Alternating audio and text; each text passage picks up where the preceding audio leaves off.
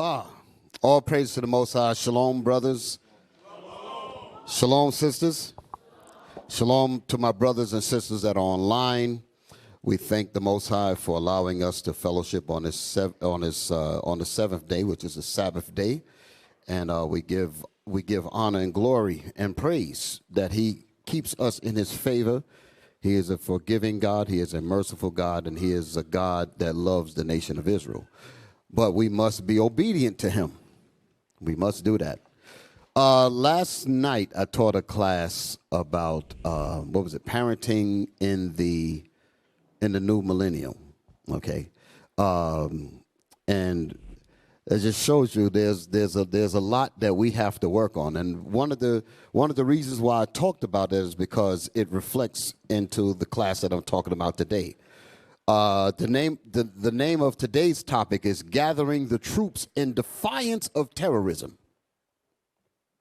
Now, you know, a title like that can raise some red flags. You put the word terrorism up there, all of a sudden your phone starts ringing. You know, you're talking about gathering troops, or were they trying to build a military against us? You dig it?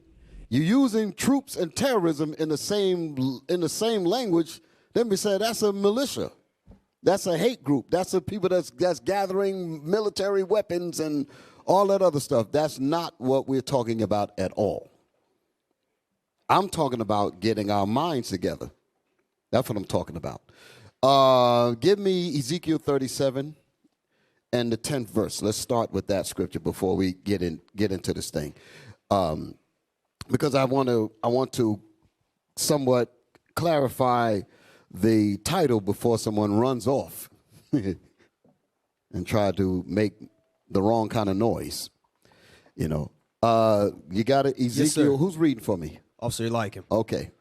You gonna be pretty busy today. Where you at? I know you hiding behind all of the technical goop over there. Nobody can really see you, but you got your hands full. But my brother Eliakim in the building. Yes, sir. All praise to the Lord. Ezekiel, the 37th chapter, verse 10. Ezekiel chapter 37, verse 10. So I prophesied as he commanded me, and the breath came into them. And the breath came into the Israelites, the 12 tribes of Israel that broke the commandments of God, and we was cast into a land where we lost our name, we lost our language, we lost our culture, we lost our God, our norms, we lost it all, and we became Negroes. The definition of a Negro is basically the shell of what you're supposed to be. It's basically just a shadow of who we really are, a Negro. What the hell is that? But that's what we've become. And another word for Negro is dead. So that's, give me Revelation 11 and 8. Revelation 11 and 8. Then we're coming back to this here. Revelation 11, chapter the 8th verse. Revelation chapter 11, verse 8. And their dead bodies. Hold it. And the Negroes. And the Negroes is not just the so-called blacks either. That's the reason why I wanted to deal with it from a mental standpoint. Okay, when we say Negro, it ain't just talking about the quote-unquote African Americans. We ain't no such thing as that either. There's 12 tribes of Israel, because that's what this chapter's talking about. The dead bodies is the Israelites. Okay, so the dead bodies, the Negro is not just the so-called black Americans. It's the whole 12 tribes of Israel. The Negro is described in Isaiah 1 and 3. The ox knoweth his owner, and the ass, meaning the jackass, the donkey, knows where his master's crib is, but the true Israelites do not know who they are or where they come from. That makes you a Negro. That makes you a shell of who you really supposed to be. Then it goes on to say, my people doth not consider, because we have been made to believe that we are Negroes. And we have become comfortable in being a Negro. So that's what makes us dead, willingly dead. So that means the Lord has to put the spirit of life from God has to come into these dead bones, into these 12 tribes of Israel, and revive them and bring them back to life. That's what this chapter and verse is talking about. Read that again. Revelation chapter 11, verse 8. And their dead bodies. Now I'm dealing with, because I got to keep a mental note here so I don't start straying all over the place. I'm dealing with why we got this title, that it's not some militant group that's out here trying to, weapons, compiling weapons and all that. That's not what we're about at all. This is about a revolution of the mind. Y'all all right? Yes, sir. Read. And their dead bodies shall lie in the street. And the Negroes, all 12 tribes of Negroes, and the Negroes shall lie in Babylon the Great. That's the great city. Okay, go ahead. Of the great city, which spiritually is called Sodom. It is a spiritual Sodom. That's where we're at now. We're in a spiritual Sodom. This is Sodom, utopia, and lesbian heaven, paradise. That's where we're at. This is it. Okay, and we're drowning in it. Man walking around with boots and a dress on, and you're going to call that normal. Huh? Lord have mercy. Read. Which spiritually is called Sodom. Why did God say that this place where these Negroes are, the 12 tribes of Israel with a Negro mind, why does God say that it is a spiritual Sodom? Because this is not the actual ancient Sodom and Gomorrah, but this is the traits. This place carries the traits of Sodom and Gomorrah. This is it. This is it. Read on.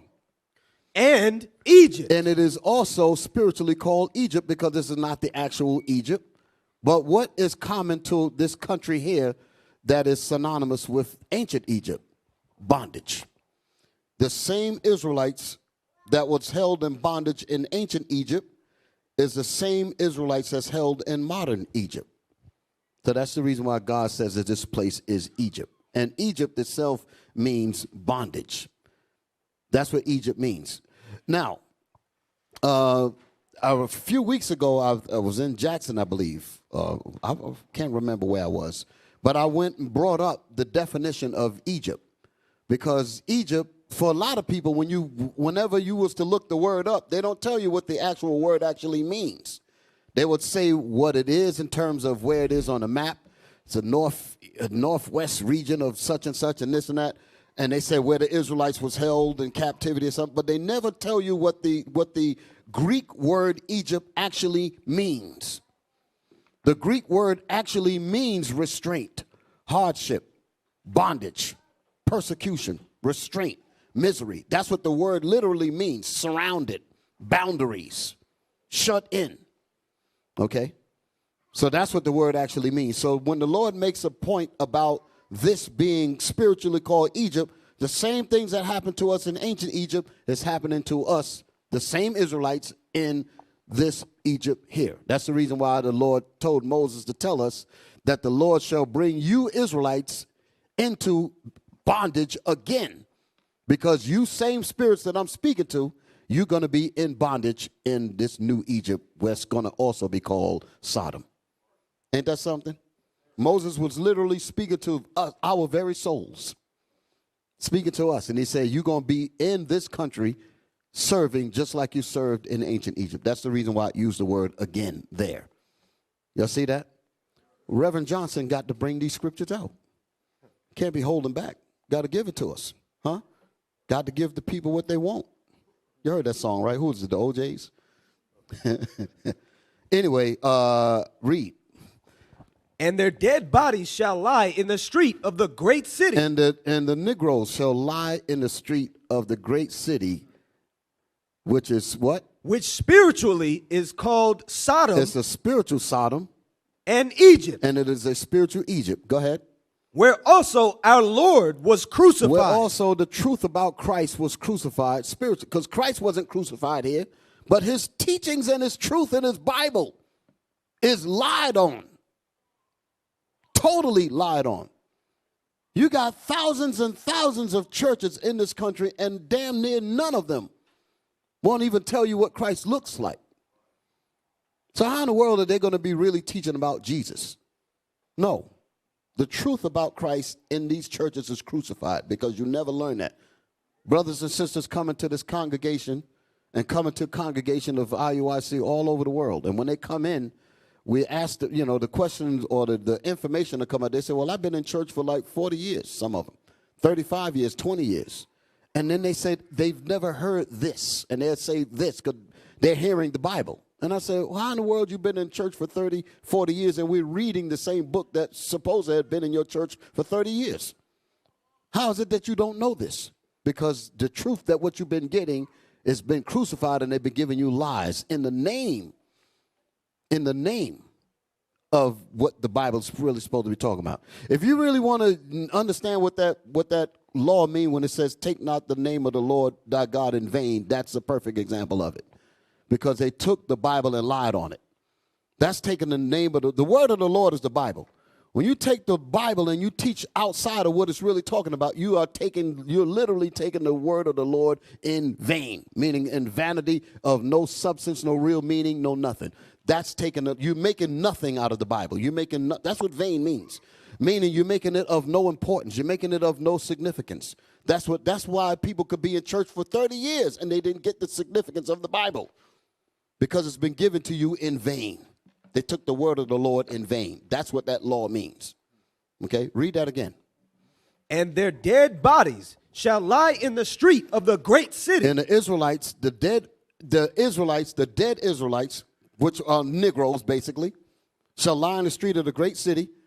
Which spiritually is called Sodom. Which is a spiritual Sodom. And Egypt. And Egypt. It's also a spiritual Egypt. Go ahead. Where also our Lord was crucified. Where also our Lord, the truth about this Bible, was crucified because it was given to you in vain. Okay? Now, give me the 11th verse. Verse 11.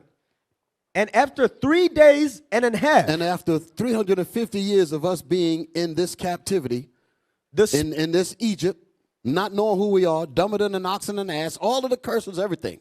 350 years. So in another part of the Bible, it says time, which is 1. Then it says times with an S, which is 2, so the 2 plus 1 is 3. Then it says a dividing of time, which is 3.5 again. Another part of the Bible uses 42 months, which is 3.5. Another part of the Bible uses 1,260 days, which is 3.5 again.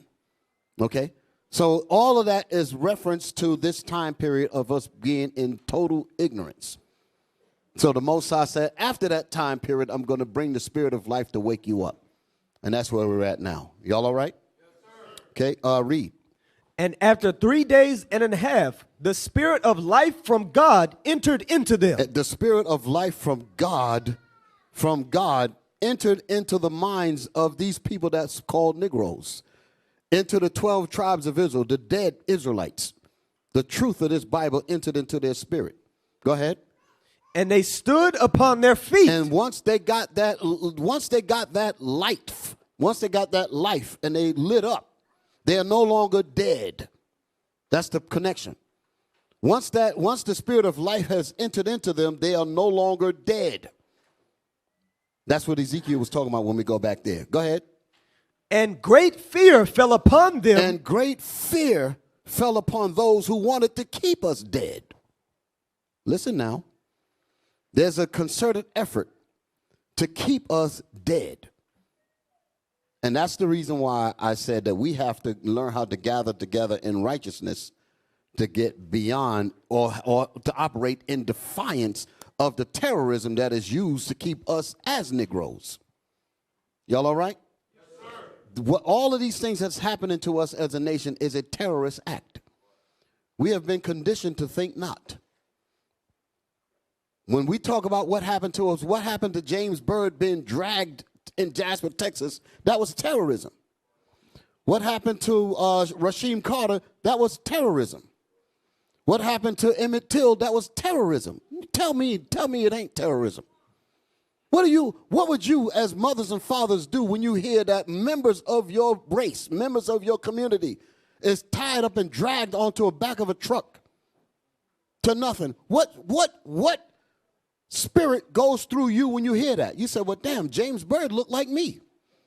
Rasheem Carter looked like me. Emmett Till looked like me. These people are my brothers. When they feel pain, that pain transcends to me. The terror that he went through, just imagine being dragged.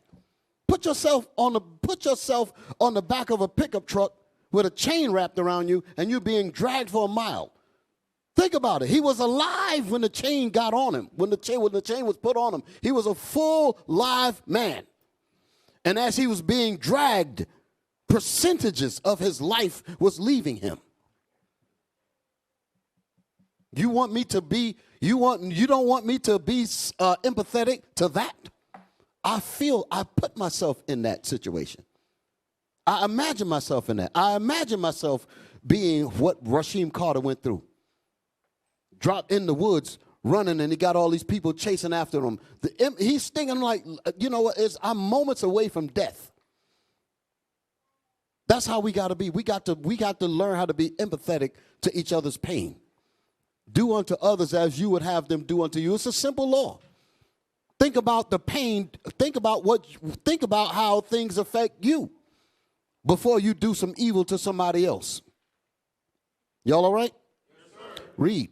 And great fear fell upon them which saw them. So their objective is to keep us in a terrorized state so that we don't wake up. So how do we operate in defiance of this? By coming together. Coming together. And the Lord is going to fight our battles, but we need to do what the Lord said. That's the problem. I was in Mississippi a couple of weeks ago, and we went, myself, Captain Gedaliah, shout out to Captain Gedaliah, awesome work that he's doing down there with the spirit of the community relations. Excellent work that he's done, and I had the distinct honor of being able to partake in that event, and I myself also, Deacon Isaac and other brothers, Captain Hoshea, we went and we were at the protest at the Rasheem Carter for Justice protest, and listening to the sister and being a part of that is something that you want to feel. You feel that mother's pain. You feel the community's pain, because that's terrorism right there. You feel that, and you have to relish that thing. So I say that, I mention all of that because Captain Gedaliah, he opened the doors to bring that kind of event forward, and I thank the Lord for putting the spirit on him to have that ability to communicate with the members of the community down there. And I pray that that's the spirit that we all have all over the country, all over the world, as a matter of fact. So shout out to Captain Gedaliah. Just wanted to put that out there. Let's get back to what we was reading. Yes, sir. Revelation chapter 11, verse 11. Mm-hmm. And after 3 days and a half, the spirit of life from God entered into them, and they stood upon their feet, and great fear fell upon them which saw them. Great fear fell upon our enemies who wished to inflict terrorism on us. It fell upon them because we're waking up from the effects of terrorism. We're organizing ourselves underneath Christ. Israel united in Christ. That's what it's about. Us organizing under the auspices, under the auspices of the Bible, under the auspices of Christ, under the direction and the command of the Most High. Y'all all right? So that's what we have to do, okay? Is there more on that? That's verse 11. Okay, now read verse 12. Verse 12. And they heard a great voice from heaven. So after we wake up, we going home, brothers and sisters. So we're at the doors now. After that, after the Most High continued, this is the reason why they're so afraid, because they said, Lord, the Lord is moving with these people. He's working on these people, and the Lord is making stuff happen. And they know their time is running out. Y'all all right? For them to label a section of history the Middle Ages, they had to have some indication on when the end is. Can y'all dig it? You cannot identify the middle if you don't have some idea about the ends. So they've been watching the Israelites. They keep a heavy watch on us. And they say, he's getting too close to that Bible. Get him away from that Bible. We got to lie on it. Give it to them in vain so that they don't wake up. That's the reason why they label anything that's about waking you up. They call it hate. They call it all kind of stuff, because their objective is for them to work on who they think are still Negroes. They think that they have confidence that their Negro programming is going to turn our own people away from their salvation. But they're finding out it ain't working. They're finding out it ain't working, and it's driving them crazy with great fear. Read that again. And they heard a great voice from heaven. And they heard a great voice from heaven, saying unto them, come up hither. That's when the bombs and the destruction going to come. The destruction, the bombs, and the deliverance all at the same time. We going home after that. Y'all all right? They're scared to death. And that's when the ground going to crack with bombs. The angels, even when Christ come back, he said, even those which pierced him, all of that. All that's going to happen all at the same time. Psalms 91, all that's going to happen at the same time. Y'all all right? So this is what we are aspiring to be. Okay? This is underneath what God told us to do. Now, let's go back to Ezekiel 37. You want the rest of this, Bishop? Oh, yes. Finish that up. And they ascended up to heaven in a cloud. And the Israelites that used to be dead ascended up to heaven in a cloud. That's deliverance. And that's Luke 168, all that. All them scriptures come together. Read. And their enemies beheld them. And our enemies going to look at us for a little while because after a few seconds, they're going to be dead and burn up. The scriptures say, only with thine eyes shall thou behold and see the reward of the wicked. So they're going to be dying while you're getting delivered. Oh, man, we're going to be shaken. Read on. And the remnant, what did it say after that? And the same hour And the same hour was there a great earthquake. Go ahead. And the 10th part of the city fell. That's America because of 10 horns. Go ahead. And in the earthquake were slain of men 7,000. And of the earthquake was slain thousands and thousands of men. It's using 7 to represent the complete, like the 7th day of the week is the end of the week. He's talking about a whole lot of death all in one shot. Go ahead. And the remnant were affrighted. And the remnant was us. Because as we being delivered, we going to see that. And we're going to be afraid because all that power and glory is going to have us, bro, I'm telling you, to see. Let me give you an idea of what you're going to be seeing. Give me Psalms 91. Is that the end of that verse? Almost. Huh? Almost. Read the rest of it. And gave glory to, yes, sir. And gave glory to the God of heaven. And we gave glory to the God of heaven for displaying that awesome power to deliver us from our enemies, like it says in Luke 161, that I may redeem you from the hand of those that hate us.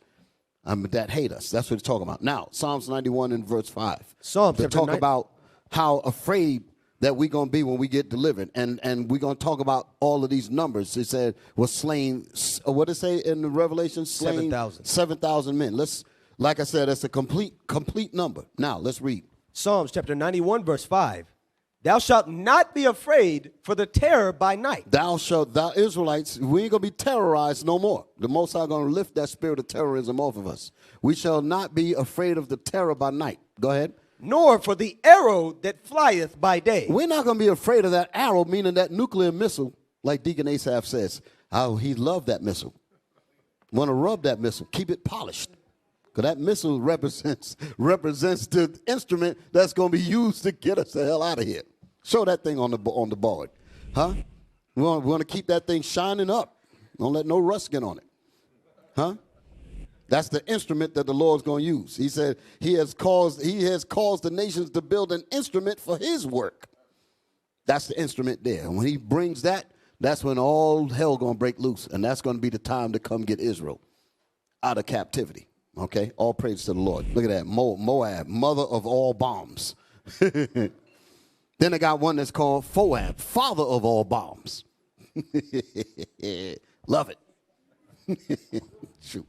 Lord calls them to build. But I don't want to build the bomb because I know it's going to blow my whole kingdom up. Lord said, you're going to build it anyway. He said, and you're going to build the button. You're going to build the button to press. I don't want to build it. I don't want to. Boom. Made him build it. Got the button ready with the light on it and all that.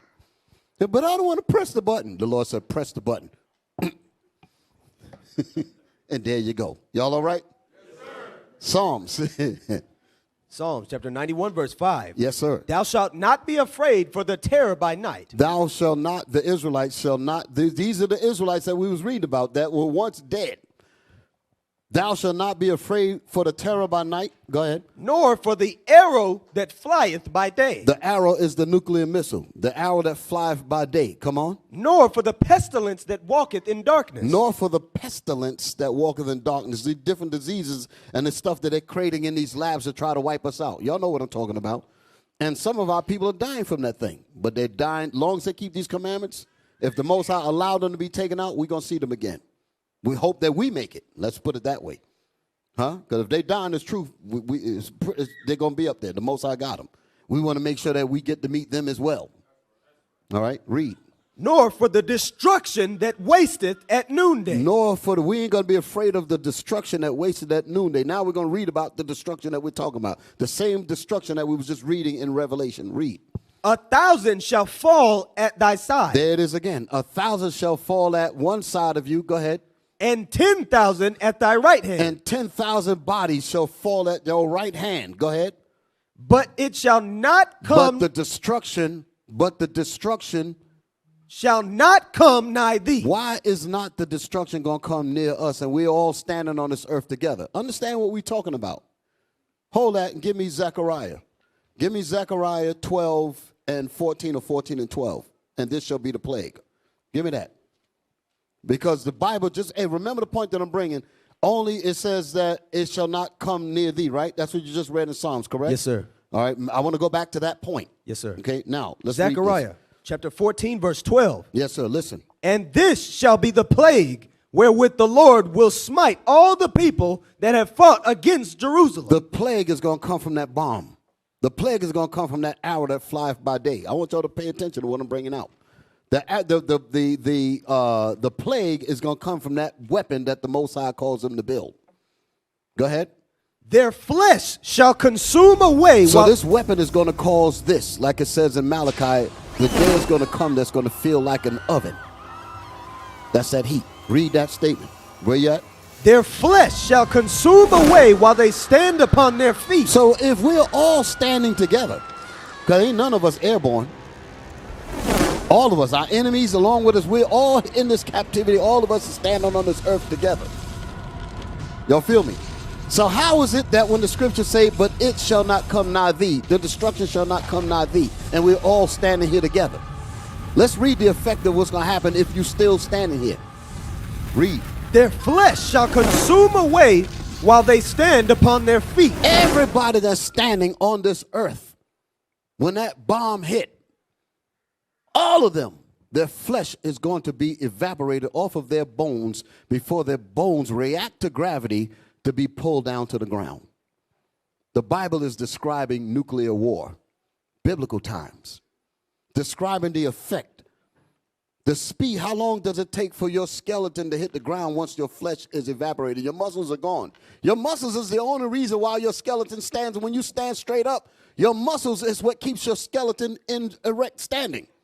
But once your muscles are gone, your skin is gone, your organ is gone, what's going to cause your skeleton to stand? Nothing. So gravity is going to pull it down. So that meant your muscles are gone. Your skin is gone. Your organs are gone. It's just the bones, and your bones are going to collapse. Y'all all right?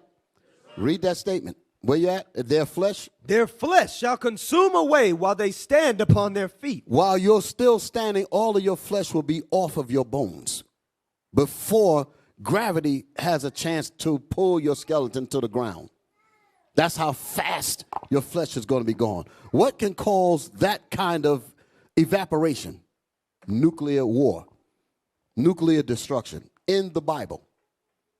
That's why the remnant were frightened. That's the reason why we gave glory to the Most High, because we're going to see that.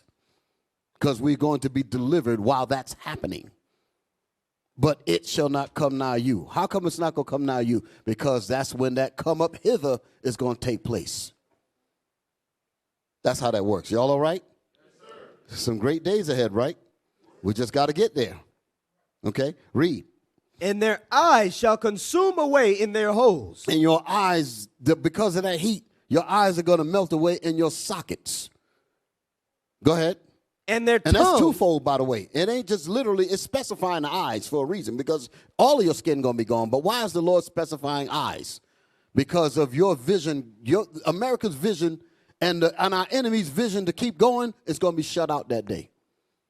So he said, I'm going to specify destroying the eyes, because at that time, everything going to come to a close. That's why he's specifying the eyes, because your lips, everything else going to get burned up. But why is the Lord specifying eyes? Because with your eyes, you have vision of what you're going to continue to do, how you're going to continue to rule over God's people, how you're going to continue to rape, pillage, and do all kind of evil in the earth. The Lord said that's the end of all of that. Read. And their tongue shall consume away in their mouth. And why is the Lord specifying the tongue? Because this man's mouth is all over the planet. He talks through his media. He talks through his education. He talks through his TV shows, his radio. That day, all of his speech is going to be done. That's the reason why the Lord is specifying the tongue, because your speech is going to be gone that day. Everything else is going to be evaporated too, but the Lord, again, is specifying the tongue, because he's saying your talk, your vision and your talk is going to be dead that day. Y'all all right? Heavy stuff, ain't it? Read. And it shall come to pass. Now, so that's it on that, right? Yes, sir. Now, go back to where was that? Psalms. Psalms chapter 91, verse 5.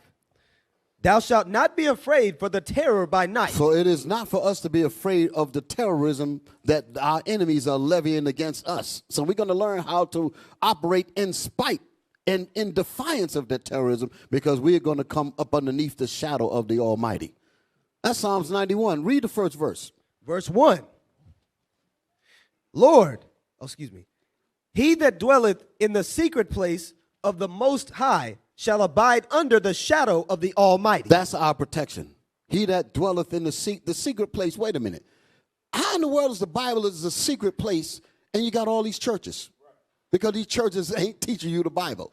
The secret place is when you come in here and people be like, yo, I never even knew that Bible was even talking like that. I never heard that before. Damn. What? I'm in the Bible? That's it. The secret place. Go ahead. Shall abide under the shadow of the Almighty. That's what it says, right? Yes, sir. Okay, so we're going to abide under the shadow of God. So that's where our protection is. That's where our hedge is. Y'all all right? And how do we make sure that that hedge stays in force? By keeping his commandments. When we begin to veer outside of those commandments, you're moving outside of the hedge of God and destruction is coming towards you. And you're going to be one of those slain along with your enemies. And like I said, I can't think of nothing that's worse than to die with the people that has been terrorizing you all your existence. You're going to get to the end. You're going to get to the end near where your salvation is at the doors, like it says in Matthew. When you see the things, when you see the trees and the fig leaves fall, know that the end is near, even at the doors. We see what's happening. How in the world you going to fall out of this truth at this time? How you going to do that? You're going to get weak and go back to the world. And you know when your ancestors caught hell, your ancestors was dragged, lynched, burned, castrated, raped, hung, all of that. And you're going to, at the end, when your salvation is right there at the door, you're going to be like, you know what, the hell with all that. I'm going to go inside with the same man that been giving me hell all my existence. That's what a lot, 2/3 of our people going in there. Read. Verse 5. Thou shalt not be afraid for the terror by night, nor for the arrow that flieth by day, nor for the pestilence that walketh in darkness. Nor for the pestilence that walketh in darkness. Come on. Nor for the destruction that wasteth at noonday. Nor for the destruction that wasteth at noonday. Read on. 1,000 shall fall at thy side. 1,000 people shall fall at thy side. Go ahead. And 10,000 at thy right hand. And 10,000 going to fall on your other side. Here, we're still on the ground now. But guess what? When they start falling, you ain't on the ground no more. Go ahead. Here's why. Listen. But it shall not come nigh thee. Why shall it not come nigh thee? Because the chariots are going to say, come up hither. That's going to separate you from the destruction of your enemies. Like it says in Wisdom of Solomon 18:7. We've accepted that thing. Give me that real quick. Wisdom of Solomon 18:7. I know I'm running all over the place. You got to hold these things for me. I know you got like the spider web hands right now trying to hold all these precepts. You all right, like him? Yes, sir. Huh? Yes, sir. He's so busy he can't even answer me. Huh? You all right? Yes, sir. Okay. Wisdom of Solomon, chapter 18, verse 7. Come on. So of thy people was accepted both the salvation of the righteous. We accept the salvation of the righteous. We accept what the Lord said in Revelation. Come up hither. We accept that. We accept what Christ said, that he is come to redeem us from the hand of our enemies and from all that hate us. We accept that. Go ahead. And what else do we accept? Destruction of the enemies. And we also accept the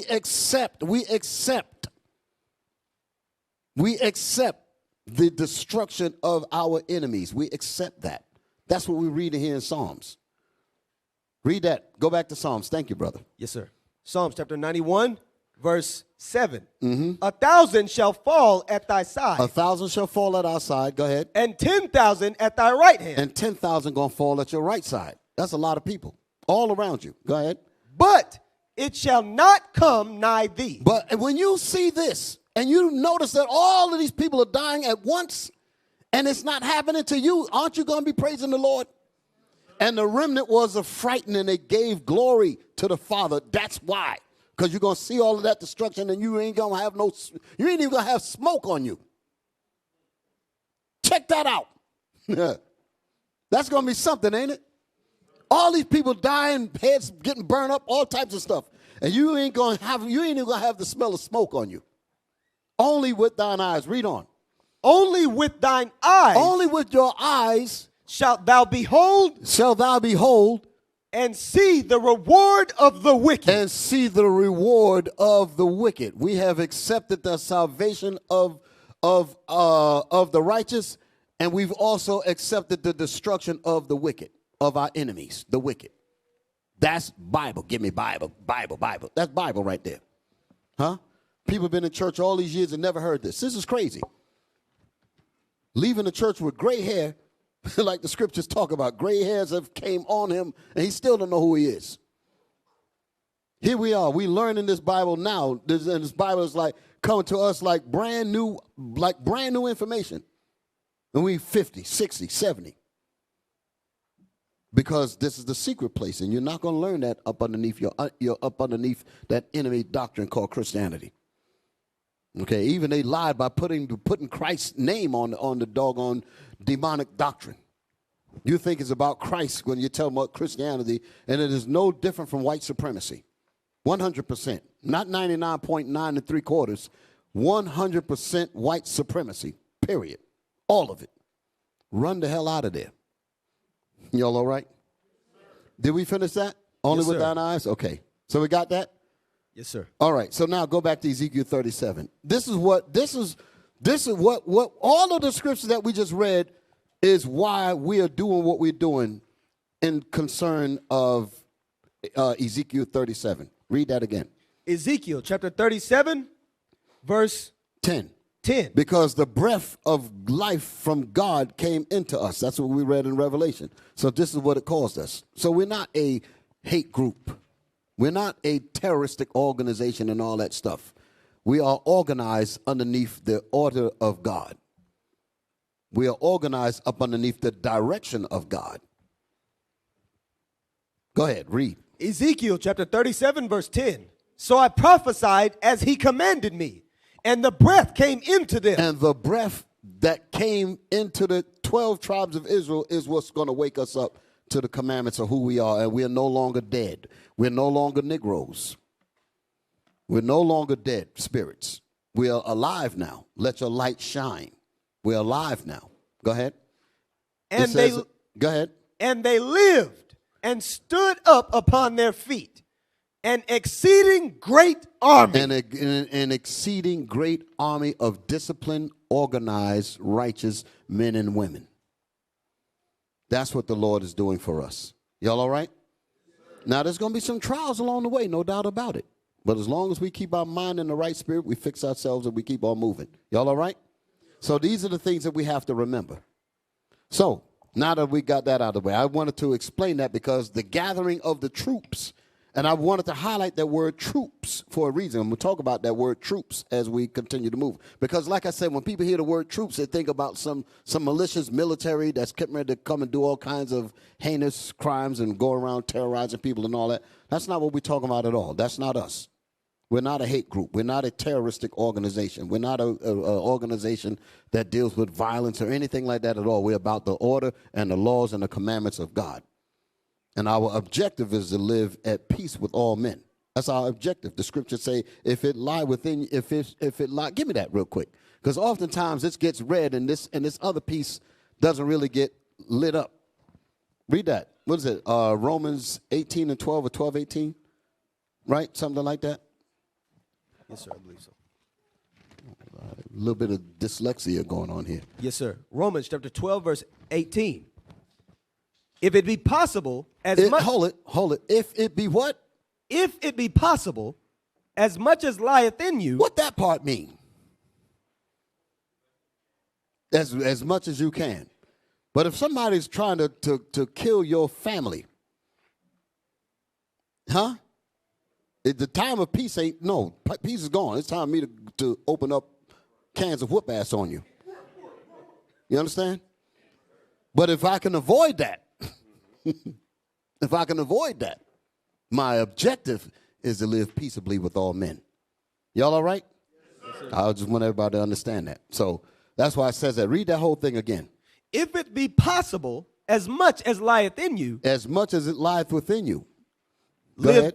live peaceably with all men. And it means just that. Our objective is to literally try to live peaceable with everyone. We're not a hate group. We're not a hate group. But I'm not going to stand by and let you rape my fathers. And I'm just going to stand there talking about the blood of Jesus. No, man. If I got two hands, I'm going to try my best to stop that. Y'all all right? Yes, that's common sense. All right? So now that I said that thing, I know I'm making some people nervous. Gathering the troops. Let's start with the give me Zephaniah 2:1. Now I didn't hit my troop scriptures yet, but give me Zephaniah 2:1, because before we can really get into gathering the troops, we have to do something first. The book of Zephaniah, chapter 2, verse 1. Come on. Gather yourselves together. Yea, gather together, O nation not desired. Gather together, O nation not desired. So that is, the Lord is not asking us. Okay? Like when I made the point when I was in Mississippi with Captain Gedaliah, and, you know, that terrorism that's going on down there, and them people down there are scared. Because the way Taylorsville, they have a level of terrorism down there that's just unbelievable.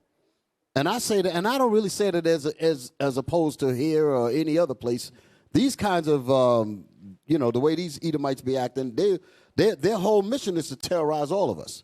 But they literally have it down there because they got a lot of people down there really, I don't know, what's the word?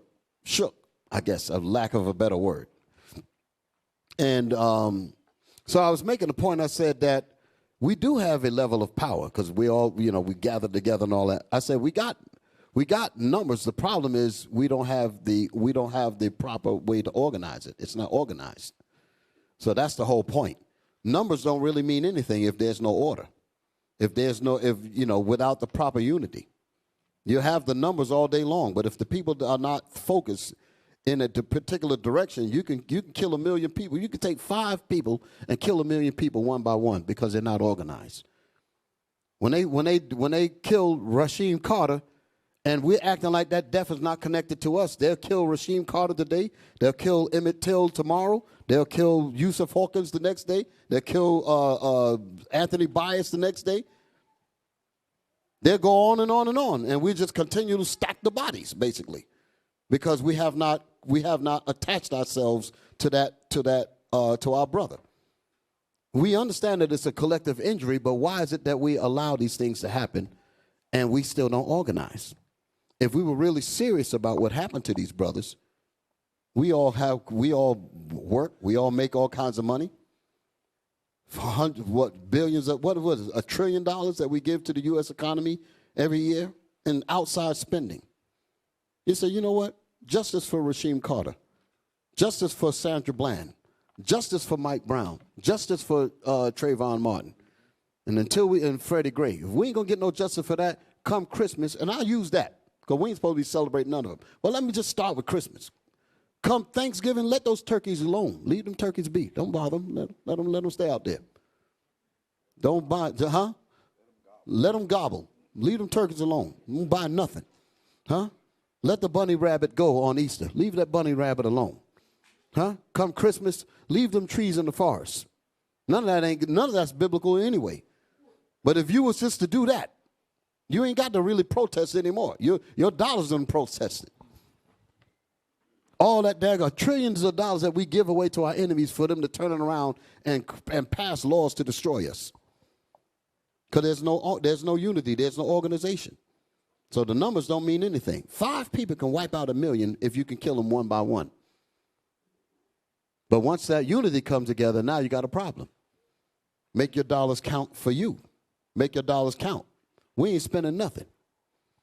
That's how you make things happen. People talking about something they don't know what to do. Are you kidding me? We got to come away from the Negro mess. That's what's wrong with us. Where we at? Zephaniah chapter 2, verse 1. Read. Gather yourselves together. Yea, gather together, O nation not desired. First of all, let's understand that we are not desired. if we understand that we have a collective understanding about each other, regardless of what background we come from, you can never rise above the status of your people. The general population of our people, that's where all of us are. So what? They got a few brown spots in the cookie that think that we've succeeded to something.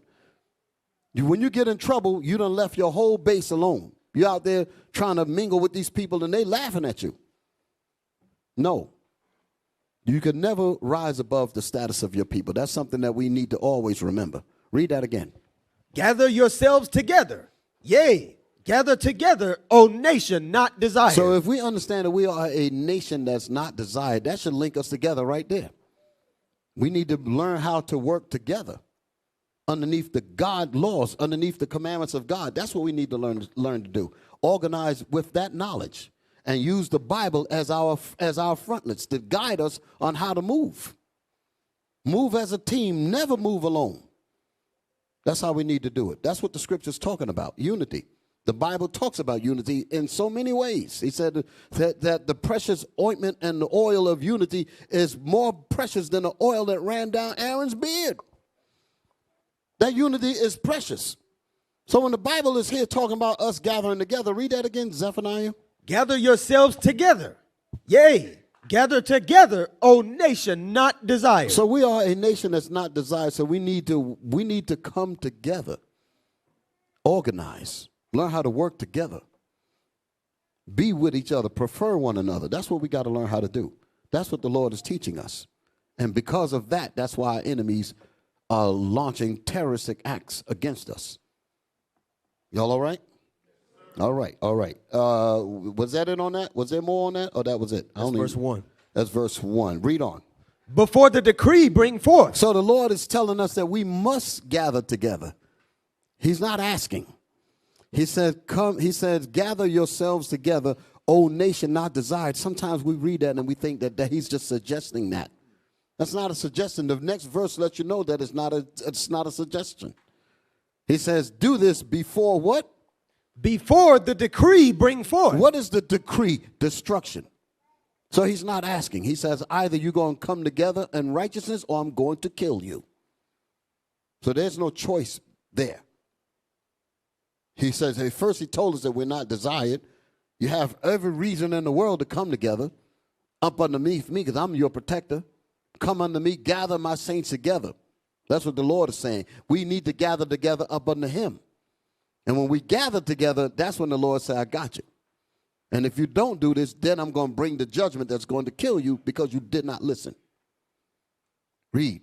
Before the day pass as the chaff. Read the second verse again, the whole verse. Yes, sir. Before the decree bring forth. Before the destruction come forward. Go ahead. The promise, like he said, the Lord is not slack concerning his promise. Let's get that real quick. 2 Peter. Let's read about the decree. 2 Peter chapter 3, verse 9. Let's read the decree literally. This is what he's talking about. 2 Peter chapter 3, verse 9. The Lord is not slack concerning his promise. He's not asking. The Lord is not slack concerning his what? His promise. His promise is his decree. His promise is his decree. Meaning it's coming down. That's what a promise is. It's not going to slack. Read it again. The Lord is not slack concerning his promise. Read. As some men count slackness. As some men count slackness, thinking that Zephaniah 2 and 1 is suggestive. We're thinking that we have a choice. Zephaniah 2 and 1 is not a choice, not something that you can elect to do. Read that again. Where you at? 2 Peter chapter 3, verse 9. The Lord is not slack. Come on, stay with me. You keep going back to the beginning. I want you to pick up where you're reading at. Yes, sir. You're throwing me off. Yes, sir. Concerning his promise, as some men count slackness. That's what I'm talking about. As some men count slackness. As some men they count what the Most High said. They think it's suggestive. Zephaniah 2 and 1 is not a suggestion. Because some men count Zephaniah 2 and 1 as slack. As some men count slackness. The Most High is not slack with that thing. He's going to bring it. Read. But is long suffering to usward. But is long suffering to usward, the 12 tribes of Israel. He's long suffering to usward. Go ahead. Not willing that any should perish. Not willing that any of us should perish. Why? Because if you listen to me, you won't perish. Because I'm going to bring the day of destruction, but if you gather together up underneath my control, up underneath my order and my commandments, you'll be up underneath the shadow, the wings of the shadow of the Almighty, like he said in Psalms 91. You'll be up under that protection. Read. But that all should come to repentance. That's the objective, what the Lord is saying in Zephaniah. Gather yourselves together, O nation not desired. Because he wants us all to come to repentance. Y'all understand that?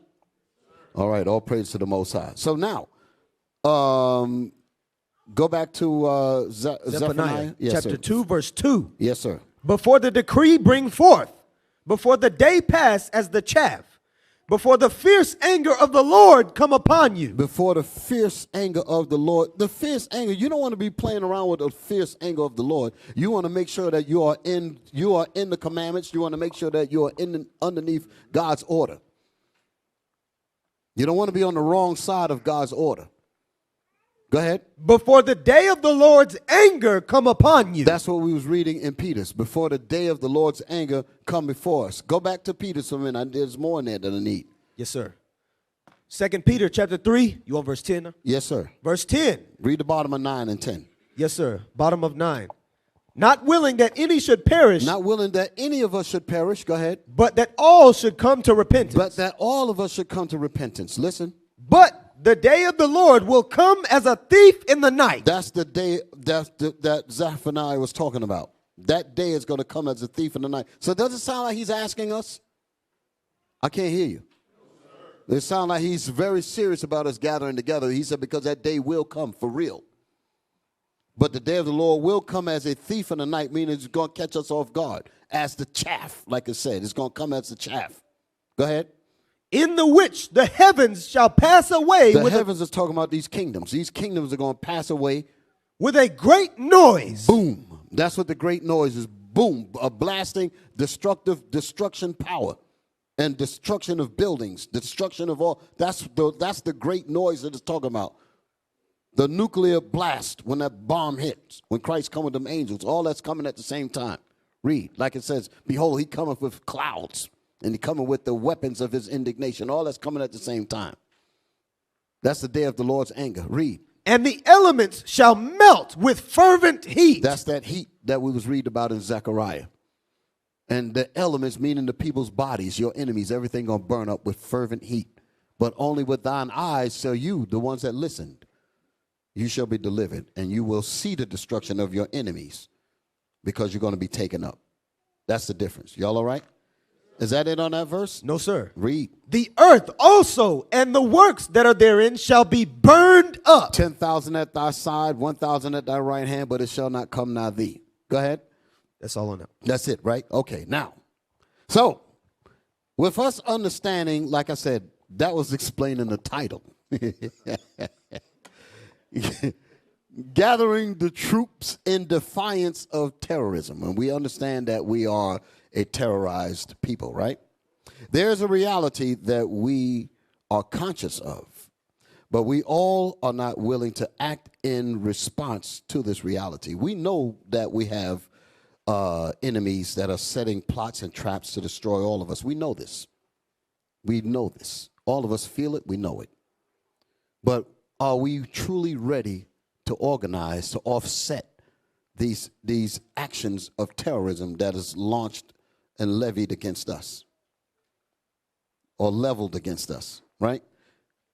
Are we going to be in the right order of God to offset the advances of the enemy's tricks to destroy the nation of Israel?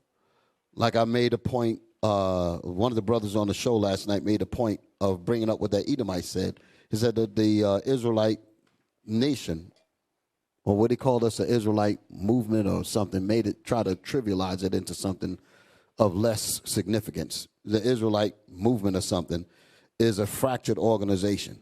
That's what he said. And his objective in saying that was to say that we're going to get your children. We're going to destroy your offspring.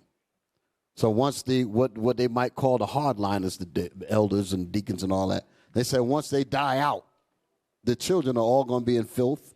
They're going to be following homo this and lesbian that, following all kinds of, letting all the commandments go. The women going to be back in pants. Men going to be running around in dresses. That's what they're hoping for. Why do you think they're pushing this stuff so hard on these programs, TV and all these different videos and all? They're pushing hard because there's an agenda, and that's terrorism. We just don't understand that. That's an act of terror to destroy your offspring. That's a terrorist act against your progenation. I'm trying to think of the word, like posterity. Thank you. Against your posterity. Your objective is to continue to have family well beyond you. But if somebody is threatening to take your children from you and turn them into something else, that's a threat against your prosperity, against your lineage. That's terrorism. But we have not been educated to understand that. We have to look at the reality of things and see how things are laid out. That is literally laid out to destroy, to remove us out the earth. Okay? So we must organize. We must come together. This is not by choice. We have to do this. If we understand that there are terroristic actions that are conspired, made up, counsel, like the scriptures say in Psalms, they stay up all night coming up with crafty counsel to destroy us. We need to really understand that and really make it the point of really properly organizing and make sure that everything that we do works for our benefit. The hell with everybody else. We need to understand the work for our benefit, and we're going to talk about that thing. I'm moving on in my class.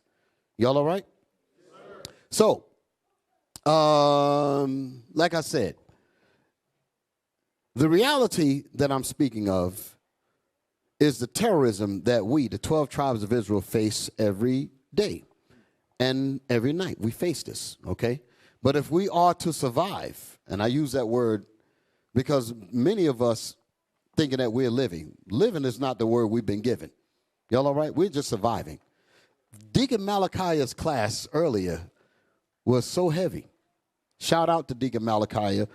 That class was on fire. Y'all all right? Give the Lord a hand for that thing, by the way.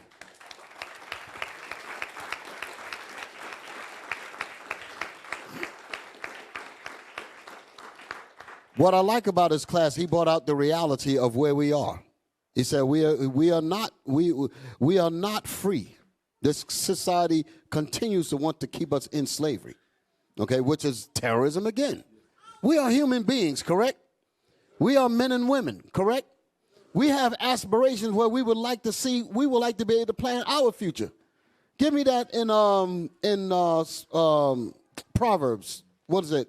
Hope deferred. Give me that real quick. This is whenever you do an act like what we're about to read, that's an act of terrorism. You got it? Proverbs chapter 13, verse 12. Yes. Hope deferred maketh the heart sick. Maketh the mind sick. If we don't have the mental fortitude or the ability to think beyond where you are, that is a death sentence. You wonder why the people in the quote unquote ghettos are taking drugs and all types of suicidal actions and the behavior is because they see no future. Because their hope that they want to have, that's not in reach. It's not a reality. So they're just here. They're just existing. They're just passing time. That will drive you insane. That's what happened to all of us. That's the cause of that is from an enemy, is an act of terrorism to make you believe that you are not to have any children, no offspring, nothing to precede you, that your generations are going to be cut off. That's the reason why we act as crazy as we act. It's because we don't have that ability to think hundreds of years down the road, 50 years down the road, because we're so uncertain. We're praying to make sure that our children don't even go to jail or get shot dead or whatever. We're working hard just to prevent that. That's terrorism. That's not how we're supposed to be. We are human beings in our spirit. We want prosperity too. Y'all all right? But whenever that's cut off, that's a death sentence in your spirit. Then they give you dope and alcohol on tap to drown out that voice in your mind that's saying, you know something is wrong with your life, don't you? To put you to sleep. That's what church is all about. You're sitting in church is basically a sleeping pill. The churches is basically a sedative, a sleeping pill, just to cause you to relax in captivity. Cause you not to do anything. I'll just wait on the Lord. That's a sleeping pill. Y'all all right? That ain't what the Bible's talking about. Read that again. Proverbs chapter 13, verse 12. Hope deferred maketh the heart sick. It maketh the mind sick because you don't have the ability to envision anything beyond your immediate space. That's the reason why any dollar that comes into your mind, you spend it on your pockets. You spend it right away because there's no need for me to save it, to do anything with it years down the road because I might not even be there. So why don't I just spend it on everything now and just try to get, you only live once, let me just have a good time with it now. That's where that psychology comes from. Because we have no ability to aspire to think beyond where we are. That's a death sentence. That's the reason why people feel the psych wards in the prisons and in the streets and all of these things come from this verse, what we're reading right here. Okay, just want y'all to understand that. So, thank you, brothers. So now let me get back to what I was saying. Living is not the word we've been given. This is captivity. That's where we're at. And what Deacon Malachi was bringing out was on point. That was a wake-up call. We were in captivity. This society meant for us to stay in slavery forever. Never meant for us to get out of it. And we all been played a game. Denizens. We don't even know what it's like to be a quote-unquote real free citizen. We don't even know how that feels. We've gotten used to being terrorized. We've actually, the cloak of terrorism, we've gotten used to it. We've put it on like a coat, and we've made terrorism our culture. Hey, put up, because I want to make this point what Deacon Malachi brought up, and I'm going to just show you something. Put up the Emancipation Proclamation. I'll show you that it was a game that was playing on us. You know what? There's a Bible verse that I want. Deuteronomy 28, and let me look for the verse. The verse, hold on a second. Yeah, we going to get that. Give me a second. Give me a second. It's in Deuteronomy 28 chapter. Just give me 1 second. Deuteronomy 28, verse 33. Right? Yes, read that. The book of Deuteronomy, chapter 28, verse 33. The fruit of thy land and all thy labors shall a nation which thou knowest not eat up. This is Northern Kingdom mainly. Okay, the Northern Kingdom actually had their own land when they came over here. Lost tribes in the promised lands is about the lands that was given to Northern Kingdom. These lands here, all of this was given to Northern Kingdom. Northern Kingdom had all of this. Gad, Reuben, Simeon. That's Northern Kingdom land. They had cattle. They had land. They had all that. Read that again. The fruit of thy land. The fruit of thy land, the trees, all of the things, the rivers, all of that belong to the Northern Kingdom brothers and sisters. The fruit of thy land, come on. And all thy labors. And all your labors. Go ahead. Shall a nation. All of your work, all of your inventions, everything. That's both kingdoms now. All our inventions, everything that we work for, music, dance, clothing, style, you name it, everything, the inventions, all that was taken from us. Read. Shall a nation which thou knowest not. Shall a nation that you don't even know, meaning Esau, because he was going to come over and take all of this from the north. He was going to take this all from Northern Kingdom. Then he was going to bring us over here and enslave us on top of slave us in our brother's land. Read. Shall a nation which thou knowest not eat up. Shall a nation that thou knowest not eat up. Why? Because we broke the laws of the Most High. We broke his commandments. And we are paying for that judgment. That's a judgment that came on us as a result of disobedience. So that was going to follow us all throughout our generations until we repent. Read. And thou shalt be only oppressed and crushed. And thou shalt be only oppressed and what? And crushed. always. It means just like that. We were going to be oppressed and crushed always until the Lord redeem us from the hand of our enemies and from all that hate us. That's what Deacon Malachi was bringing out. Y'all all right? But like when we read in Exodus, where it says, let us deal wisely with them. Give me that real quick, because a trick has been played on us.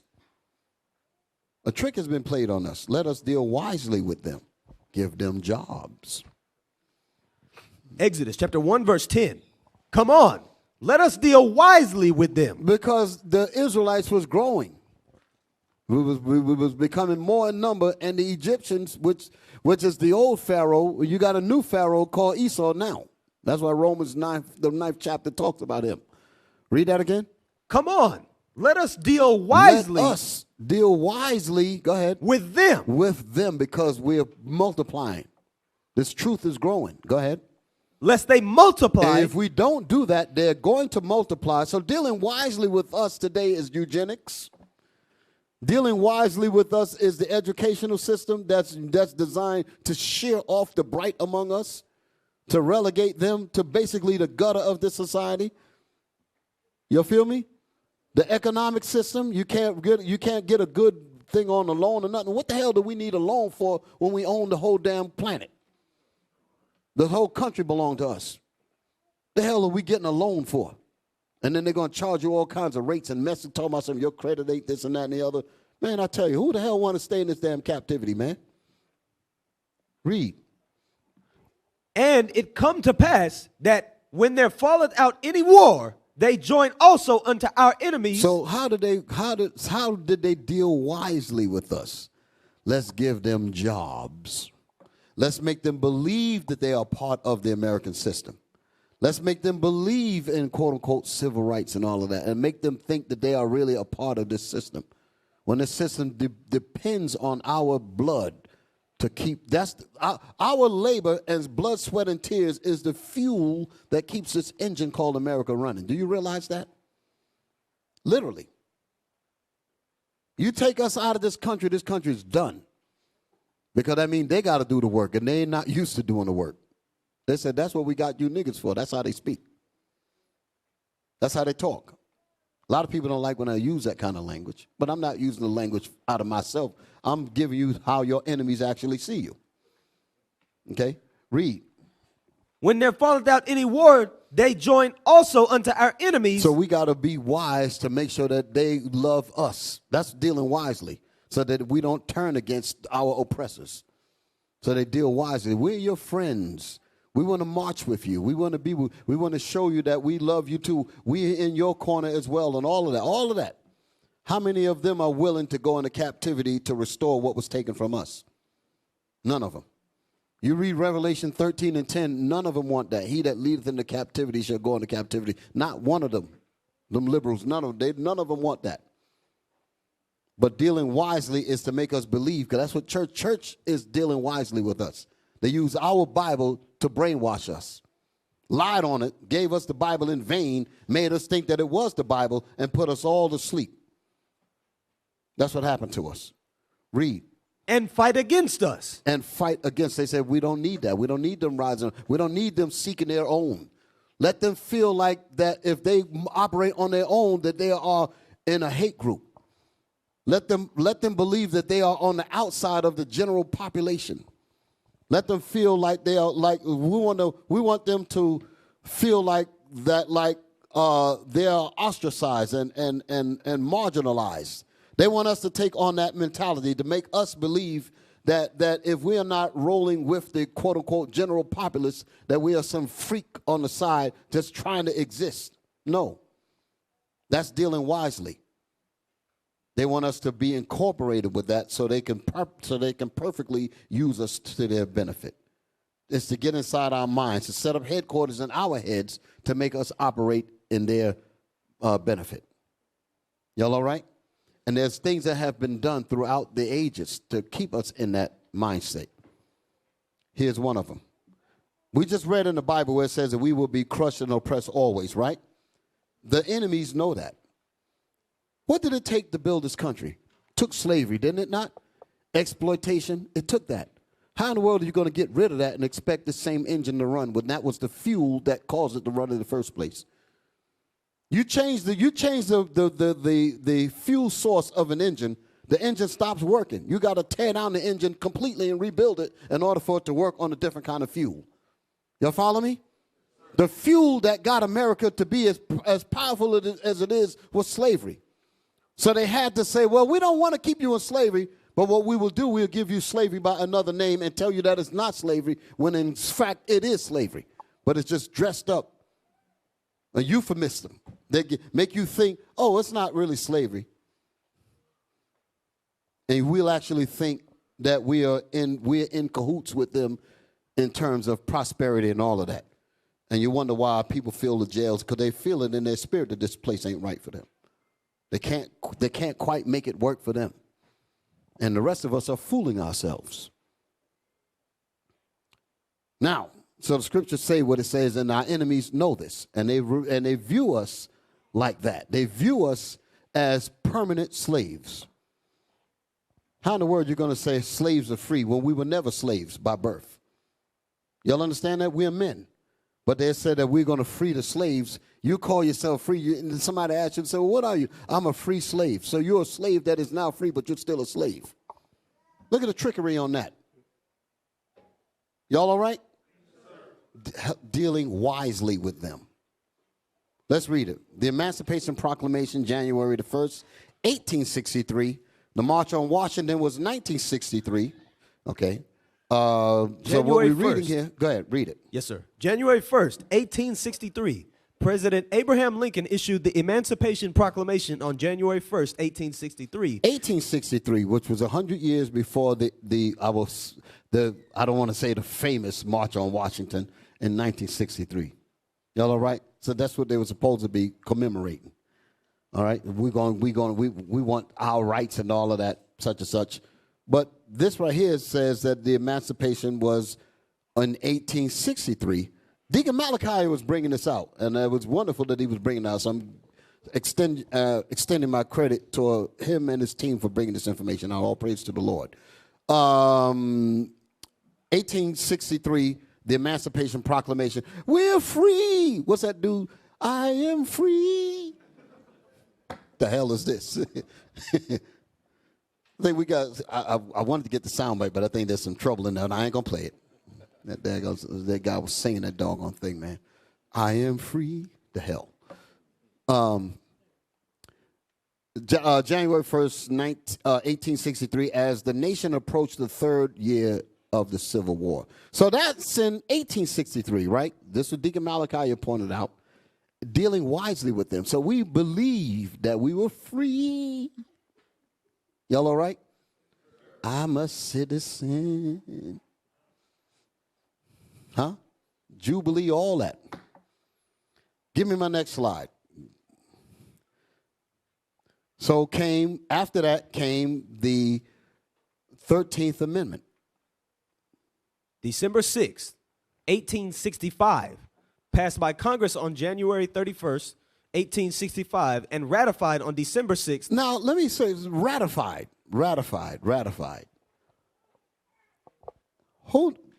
I ain't going to get into a thing of asking what does ratified mean, but when something is ratified, that means all of the oppositions to make it pass has been exhausted, meaning they went through all of the gauntlets of scrutiny, if you will. Okay, you want to look it up? Let's look it up. Let's see what it says. Read it. Ratify. Sign or give formal consent to a treaty, contract, or agreement, making it officially valid. To make it officially valid. That's like to ratify a union contract.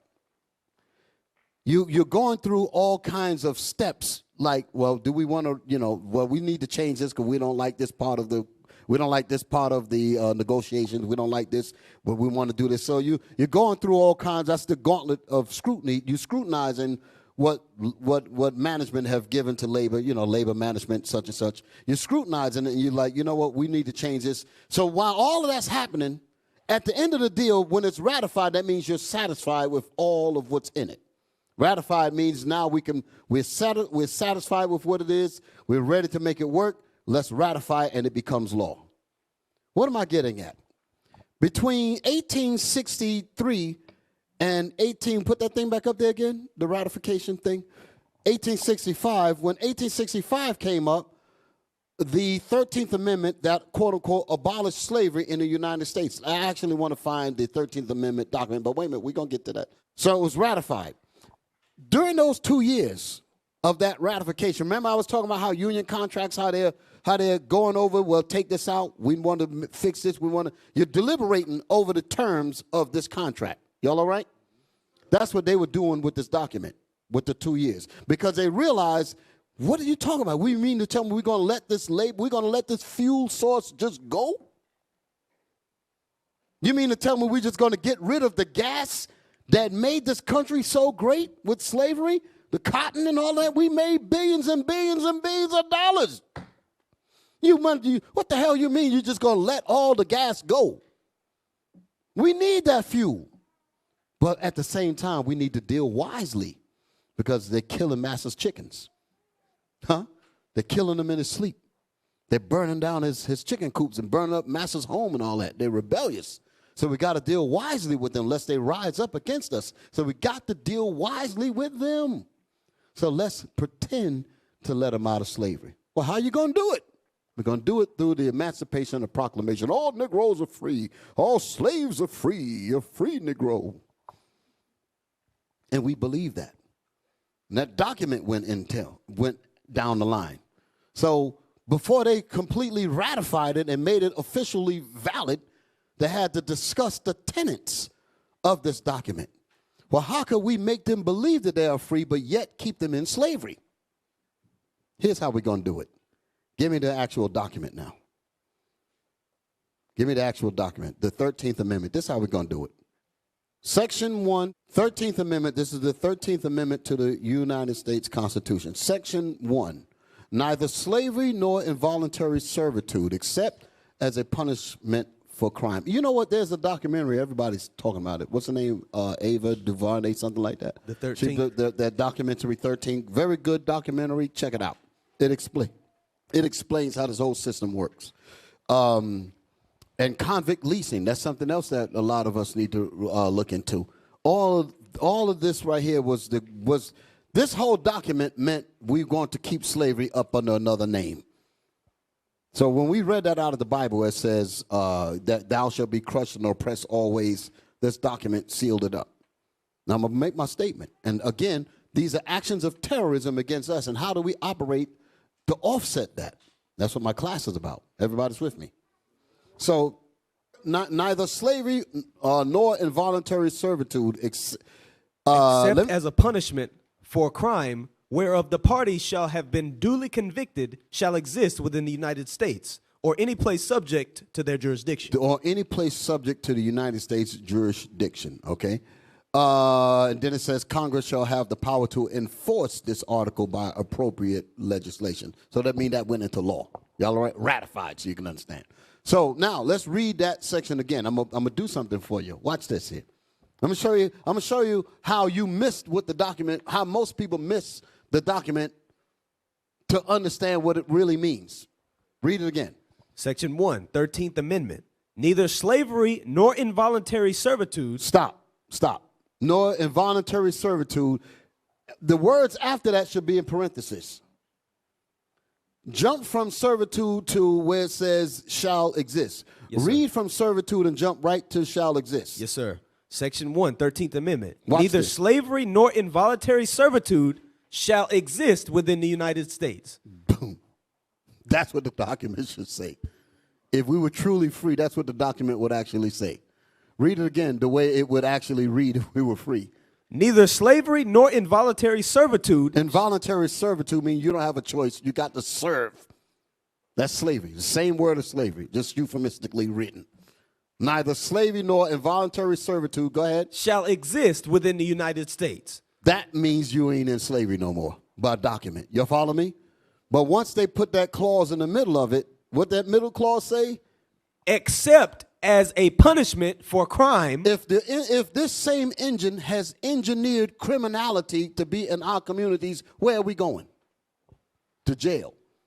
Where are we going? To get booked. Where are we going? We're going to commit crimes. Where are we going? Vagrancy laws. They don't even have a place to stay because you can't afford a place to live at. Vagrant. That's years. Convict leasing. Huh? No money, no food, nothing. Now you're robbing and stealing. Crime. Stealing this, crime. All of those things mean that they can put you in slavery. So once they deliberated over that during the period where they was trying to ratify it, they were discussing this. Deep council. They were having discussions. How do we keep slavery without calling it slavery? Well, I know what I'm going to do, chap. We're going to say that neither slavery nor involuntary servitude shall exist only, but if they commit a crime, then we can get what we want. So if you commit a crime, and then they say, read the rest, except what? I'm going to break all this down. Yes, sir. Go ahead. Except as a punishment for crime whereof the party shall have been duly convicted. Duly convicted. Duly convicted by who?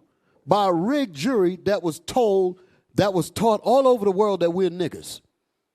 So what kind of jury is actually going to say these people should not be put in jail or whatever?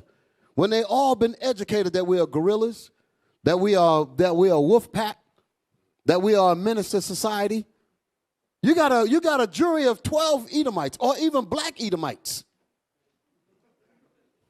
Black people with white minds, basically. They're sitting up in there on the jury box, and they're looking at you, and they say, yeah, he's a criminal. They say, see that we didn't convict him. Your own people did it. I said, but hell, he's a white man up underneath black skin. Y'all all right? But my point is, the duly convicted comes from the people. The juries have been shaped. They watch television, and they get an idea about you before they even meet you. Prejudiced. These are the people that's going to, quote, unquote, duly convict you. So what are we talking about? Perpetual slavery under another name. Y'all all right? That's what's happening. So when Deacon Malachi was going over that, he was 100% correct. And if we're in slavery, still to this day, that's terrorism. That's terrorism. So how do we operate in spite of that? How do we operate in spite of that? Thank you, brothers. Thank you. Thank you.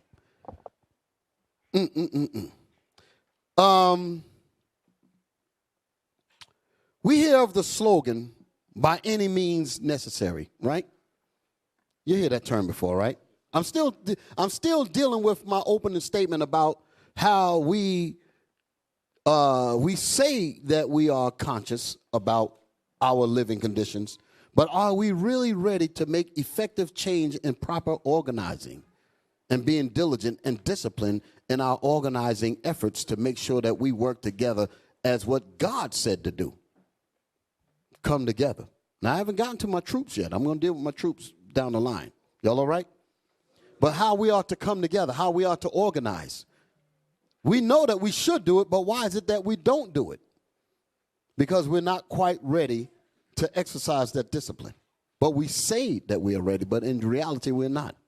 That's what my statement was about. I said that we are aware, we are conscious of the reality of how we're being terrorized. We are aware of that, but are we really ready and willing to act in response to that terroristic reality? And when I say act in that terroristic reality, I'm not talking about doing anything, quote unquote, illegal. I'm talking about doing something that God gives us all the power to do. You have the power to know where to direct your dollars. Let me just use it like that. You don't have to spend on Christmas. Let's just start there. You don't have to spend on Thanksgiving. You don't have, I mean, these holidays make billions and billions of dollars, man. Billions of dollars. Here come the, football games, hockey, whatever. Man, we ain't spending nothing. Huh? Put your money to what's going to work for you. We'll talk about that later on, too. You feel me? That's how you get results. When that Korean guy got beat up on the plane, y'all all right? He got beat up. I'd make a joke out of it. He took his glasses off and twisted it while he was being dragged down the aisle.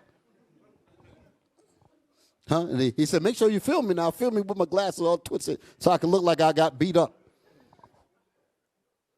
Because when my Chinese government get hold of this, they're going to back me up. The country, going to back me up.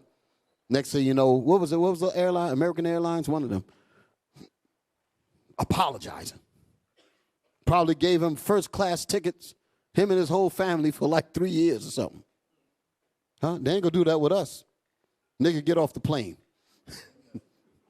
Probably spit on you as you walking out with your head down. Because they have no respect for us. Because we don't demand it. Like I talked about, just look, like I said, living in Harlem, I had to deal with what I call the nigger window. I talk about the nigger window. Nobody don't know what I'm talking about. I ain't going to go into it. But when the stores close at night, the Arabs that's running the store, they got a daggone window that you can continue to give your money while they go and get the products like milk, bread, or whatever, and they put it in this daggone window for you to get it after you give them the money. Why? Because they will not open the store to allow you to go in and pick your own, and our people are stupid enough to patronize that damn place. Unbelievable. I couldn't believe it. The first time I actually experienced it, I cursed them people out. I said, well, you know what? Because I was trying to tell the people in the neighborhood. I said, why? Y'all stupid as hell. Why are y'all doing this? I would walk or do whatever I had to do just to defy them disrespecting me that way. I'd get in my car and drive all the way back to where I used to work at to go shopping where I can go in there and put my hands on my stuff. Because I have that much dignity and respect. I'm going to let these people debase me like that and make me put my change on the counter. Niggas don't even want to touch my damn hand. Little Arab bastards in there. They don't even want to put your money here and there. And then they go and get my bread. They might give me the thing that's about to mold down, but about to be out. The one day left on the milk. You don't know because you're not there to pick over it. And you satisfied with that? That's a defeated mentality. That's in Harlem, New York. I lived on the block, and many of the people on the block used to go in there and patronize that day. I used to curse them out, a lot of them. I said, y'all stupid as hell to be doing this. If they don't want to open their doors to let me come shop, then I ain't buying nothing from you even in the daytime. Hell you doing in my neighborhood anyway? Y'all all right? Where am I at, man? I done got carried away. What am I bringing out? What am I bringing out? By the way, I mentioned that in a couple of classes when I was in. I went into depth with the Negro window when I was in Mississippi. What am I reading about? The 13th Amendment. Yes. So I was talking about that. The slaves, right? So I was making a point. Any means necessary. That's what I was talking about. When we hear the term, because that's when it's necessary. It was necessary for me to go all the way back up and drive miles to go get my loaf of bread. It was necessary because it was necessary for my own sanity. Y'all all right? And I'm in New York City now. You move out of your parking space, you ain't got no parking space when you come back. But I needed that milk and bread. So I left it. As soon as I came back, it's blocked up, and I'm sitting in the street all night long waiting for. But I was satisfied that I wasn't going to. Now, that might sound crazy and extreme, but I'd rather do that than to allow these people to go in there and get me what they want to give me. No. Necessary. Your self-respect, your dignity. That's what you got to do. So by any means necessary, by any means necessary, we talk about that. We hear that slogan, by any means necessary. Well, what does that actually mean? The emphasis is not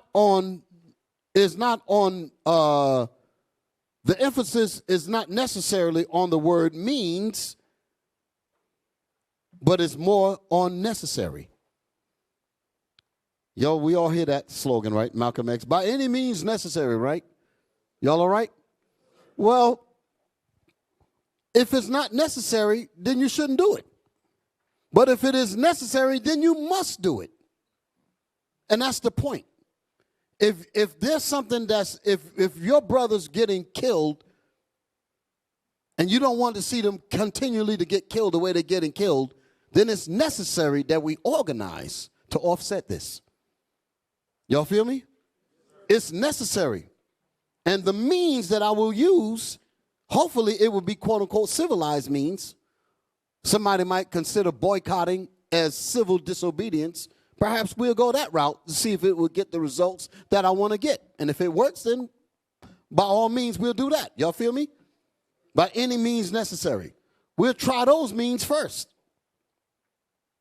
Here comes Christmas. None of the 12 tribes of Israel shall spend a dime. Oh man, the point to get across quickly. Just on that alone. They say, well, hell, they might do this damn thing on what's the next wicked holiday? The first New Year's, January, Times Square is empty with black folks. Huh? Valentine's Day, nothing. Shoot. Me and Honey Bun will go sit at home. Spend nothing. I mean, when something is necessary, these are the things that you will do. Because you know that you're looking for a particular result. They'll be like, what the hell happened to our slaves? You know they're going to revolt. You know that. We'd be ready for it.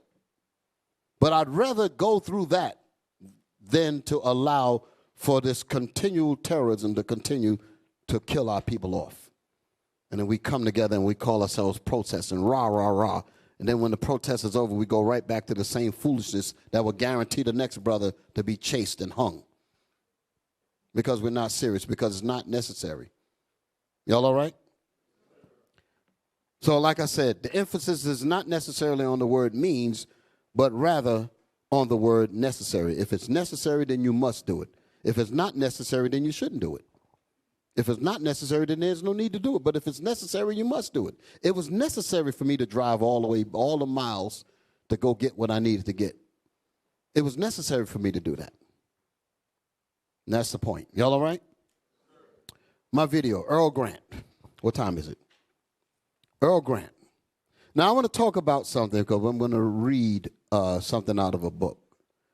I don't think it's ever been read out here before, but I've been talking about this for years now. And I've been looking for this book that this brother's going to mention. I called some people that I knew who was in the Navy and asked them about this, and they were unaware of it. So I continued to look around, and then some brothers answered the call. Shout out to Captain Gideon. He reached out and he said, you know what, Bishop, I found what you want. Boom. So here we go. But I want to let you hear the discourse of what these brothers are talking about, and this is all going to reflect back to what I was talking about when it comes to us being awake to the reality of being terrorized, even though he's not going to use the word terrorized, but in the condition that we're living in, this is a terrorized condition. And we as men must understand that. We as men must organize the whole nation to teach them to properly use all our resources to work for our benefit. Y'all all right? Our benefit, meaning the nation's benefit. Because it's not only for me personally, it's for your sons and daughters. It's for your husbands and your wives. It's for your children. Because I can't get nowhere if you ain't getting nowhere.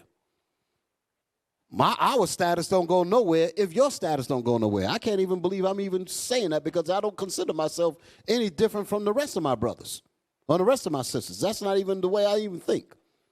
I'm in the pot with you. You in the pot with me. We're in the pot together. And we need to learn how to organize and work together. Y'all all right? Sisters, y'all all right? All right. Now, play my clip. Y'all got my time frame, right? I want y'all to listen to this. Now, let me explain what you're looking at. For those of you that don't know, the two men that you're about to see on the screen, these are the men that were Malcolm X's bodyguards before he got killed, before he got murdered, basically. And they tried to do everything they could to keep him alive because they knew his life was in danger. So this is Earl Grant, and the other one is Robert Higgins. Robert Higgins worked for, I think it was the Amsterdam News, one of those news. I know about the Amsterdam News. I remember that place when I was in New York. And Amsterdam News has been around for a very long time, black newspaper. So he was the photographer, and he worked there. And Earl Grant was in the military, and he had all the strange training and all kinds. He was a great researcher, and knew a lot of things when it comes to electronics and all of that. So these two men worked for Malcolm. And when they went to work for Malcolm, they went to protect him because they knew that what he was bringing out, because that's what was big back then. The Israelites wasn't big during that time. So their thing was to stand behind a man that was really about making real change. So they were very impressed with Malcolm. So this is what this brother had to say in response to the generation that they were all trying to influence. Malcolm and all these men back then during this time, trying to influence these brothers and sisters to pull their pants up, basically, and become real men and real women. So that's basically where these men are coming from. All right, play it. Okay. Sentiments, I think that the reason why I decided to come here now is because it's time. You see, young black people out there are looking for leadership. They're looking for motivation, some kind of inspiration. And it's up to us to provide that for them, to let them know that the only solution to the black problem is not to force yourself on somebody else, to stop begging and knocking at the door and chasing white people all over the globe.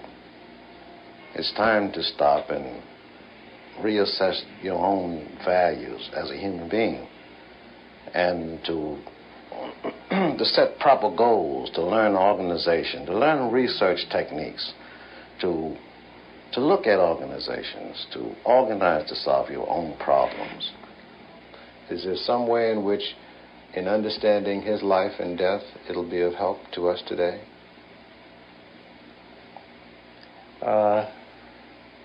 What they have to understand, well, Americans, people in this country in general, are known for not knowing very much about the past.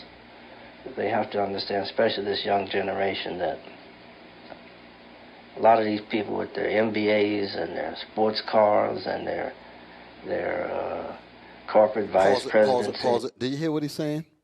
Are y'all focusing on what he's saying?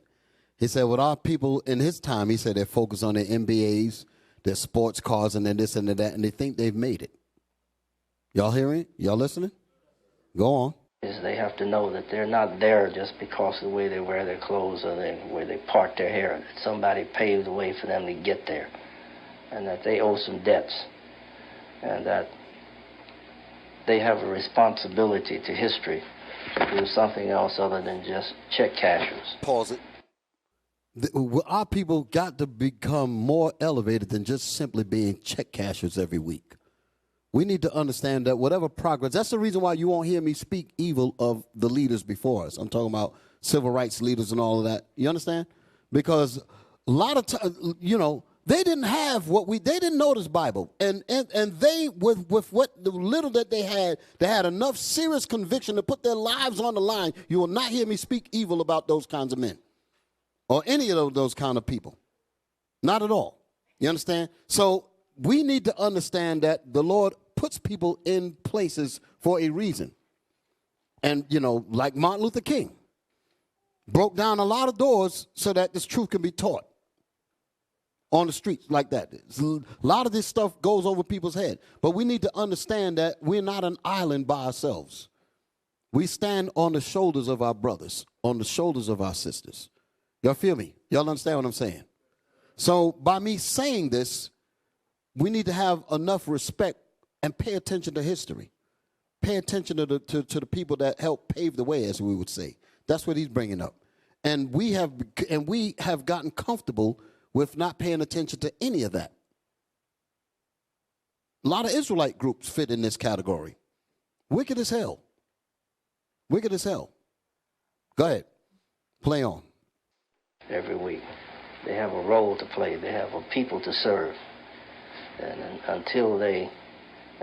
unless they do that, as George Santayana said, people who don't understand the lessons of history are doomed to repeat them.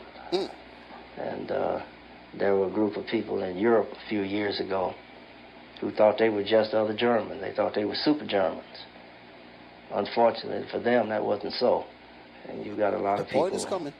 A lot of our younger people coming out of these schools and going into these corporations, they think they're just another corporate figure. Well, that's not so. No way. That's not so. They're only there because somebody paved the way, and like those kids down in the South, that church that was blown up, they were like preachers down there, were trying to get people to register to vote that were killed. Dr. King being killed. This is the reason, pause it for a second. You know, as I hear this brother speak, this is the reason why children have to respect their parents. The reason why children even get to become grown is because parents paved the way. Your behind couldn't do nothing when you was a baby. They could have just left you on the doorstep and your dumb behind would have been dead. Parents had to come in and make sure that you was able to grow up, clothes on your back, place to live, food, shelter, all of that. Troubles of education, all of that. Then you're going to get older and you're going to get disrespectful. Don't make no damn sense. Y'all hear me? This is crazy. But this is what this kind of mentality is out here. We got to fight against all of that. Go ahead, play on. Medgar Evers. All this younger generation need to have. He mentioned in the different people that sacrifice for a little something that we get today. Y'all all right? I'm thinking about like Dr. Martin Luther King, I remember in the old school, and the real One West, let me say it that way. The damn fake-ass groups coming out here now talking about that they're part of the old school with a nigger mentality. No. The elders back in the old school would say something like, I don't want to hear any of y'all, this was my shot, he would say, I don't want to hear any of you men speaking evil about Martin Luther King, because that man believed in what he did, and he knew that death was coming, and he died, knowing that he was going to get killed. He said, how many of y'all are willing to do that? Think about that. He gave that speech on, what was it, April 1965, April 3rd. The speech that got him killed. And he said that I'm not fearing any man. He knew death was coming. Are y'all listening to me? He was saying that. And the very next day they killed him. April 4th. Look it up. The speech was on the 3rd, the 4th is when they killed him. And he said, he said there's a lot of difficult days ahead. He would start his speech off like that. He said that some began to talk about the threats that was out on what might happen to me. He said, but I'm not concerned about that now. I just want to do God's will. That's what he was saying. Because he was talking about, he was speaking about the war in Vietnam, how the monies that was supposed to be used to help black people was being spent in a war that America lost. And he said it's being wasted. And basically the people said, listen, we got tapes on you. We're going to send it to your wife about your indiscretions and all of that. He said, I don't care. You do what you got to do. But I'm going to be a drum major for justice anyway. And said, well, this nigga ain't listening to nothing. And they killed him. And he knew that death was coming. He said, I'm not fearing any man. He said, like anybody, I would like to live. Listen to that, man. Can you hear that? Like any man, I would like to live. Longevity has its place, he said. Then you're going to get these new niggas that's going to speak against him. Shut your damn black lips. You ain't got the courage to even do anything close to that. So Marshall would say, don't speak against that thing. So we always respected people that was serious about trying to do anything for their people. Whether it's Panthers, anybody that was serious about making real change, we're for that. You hear me? All right. So now I see the brothers put the speech up there. That's all right. Y'all can look it up on your own. Let me get back to my lesson. Where am I at?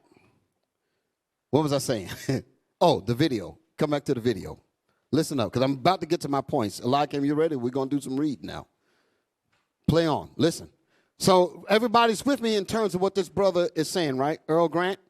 And he's saying that we have to be mindful of those that paved the way and all of that, and stop being check cashers and acting like we don't have nothing to worry about, or just carefree attitude with your NBA and your sports cars, and you think you made it. Now listen up. Play on. It burned into their brain how they got where they are, and that the road was not easy, and that they are not in heaven. That's one of their main problems. They think they're in heaven now, but they're not. They're still here.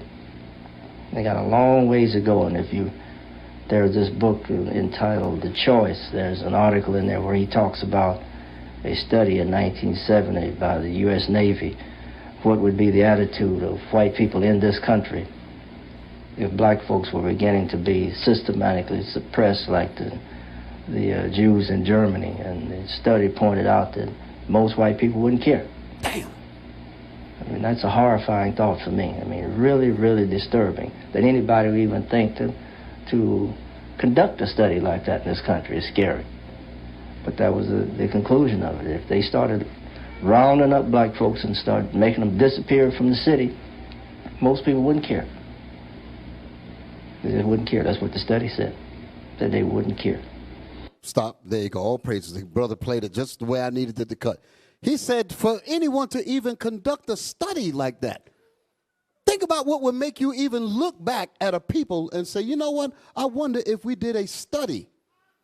If we started rounding up black people and just started exterminating them, let's do a survey to see how many people would even care. Something got to be seriously wrong with us for somebody to even think to even do a study like that. Do y'all hear what I'm saying? We talk about reality. Our reality is we're so out of touch with reality. Other people knowing our reality, know how effed up we are, and we're just happy to be check cashers. And then somebody stood back and said, you know what? Look how these Negroes are. They ain't worth nothing, such and such. We destroyed them. That's how they talk.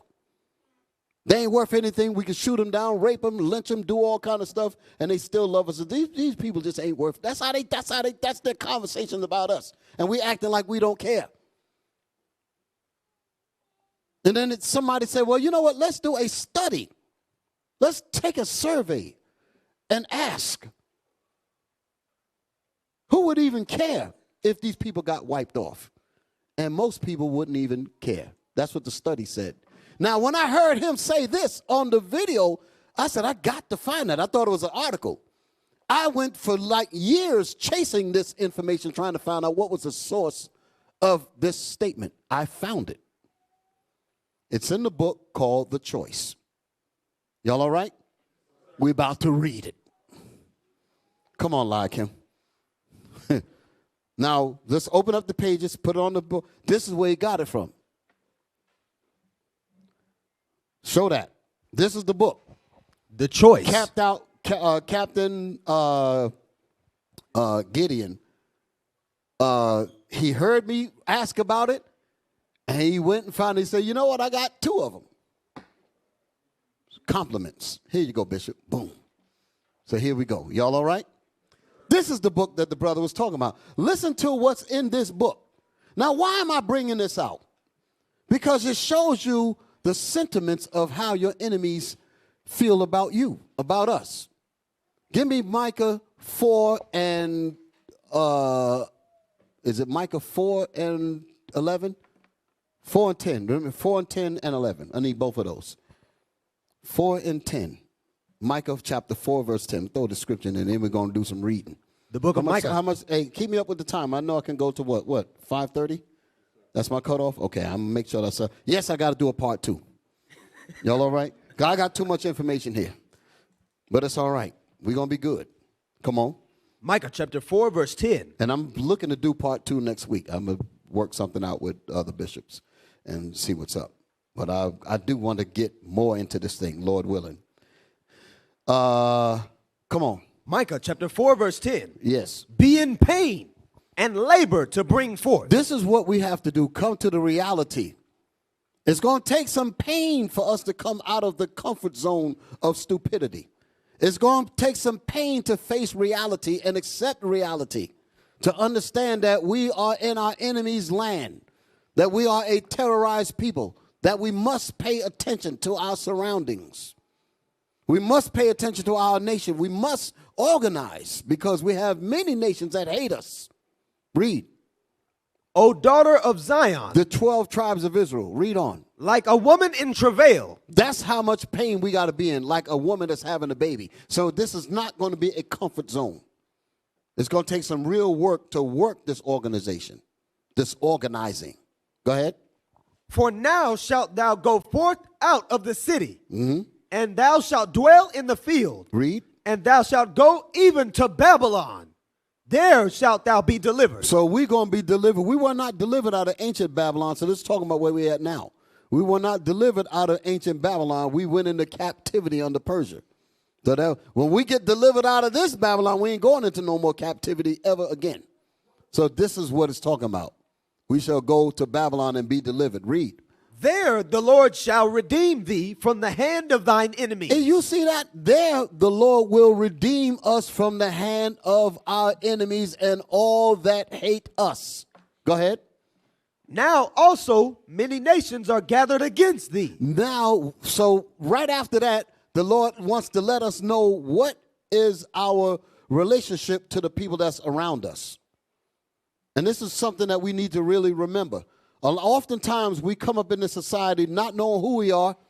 We're basically like children in a foreign country that don't understand how to read the language, the signs, the sign that said the bridge is out. We can't read the language and we end up driving right into a ditch because we don't understand what's all around us. We're like children in a foreign country that can't read the signs. That's how we are in this country here. Blind, lost. We don't understand that many nations hate our guts. And they're playing with our intelligence, playing with us, toying with us. Read that statement again, 11. Now also many nations are gathered against thee. Many nations are gathered against thee, against us. So if they're gathered together against us, how are they dealing wisely with us?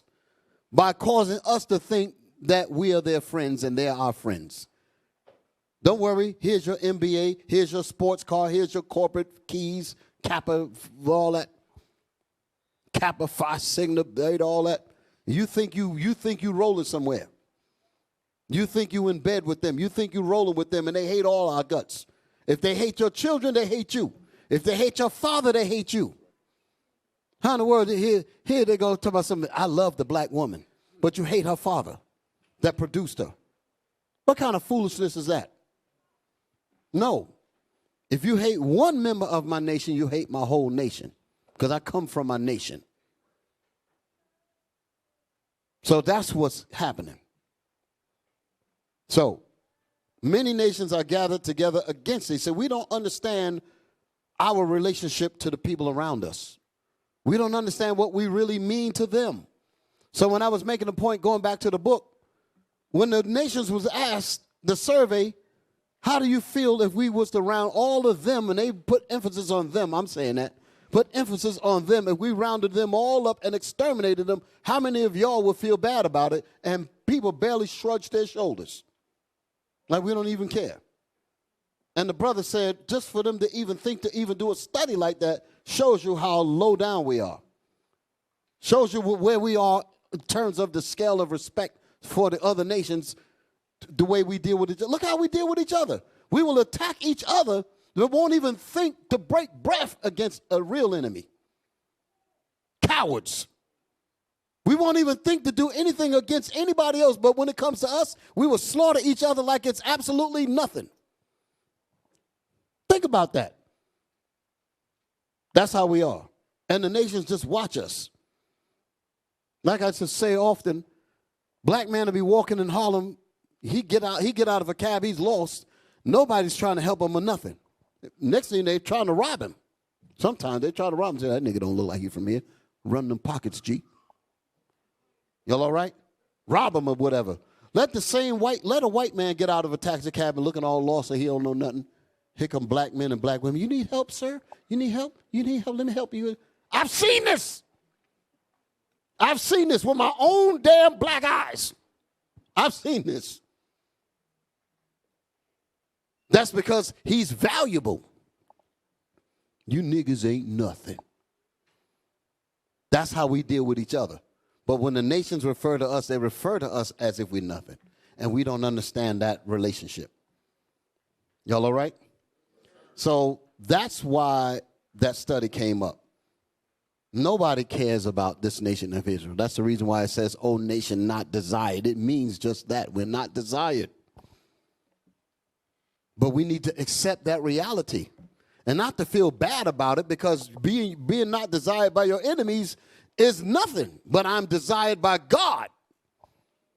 That's where your glory should be.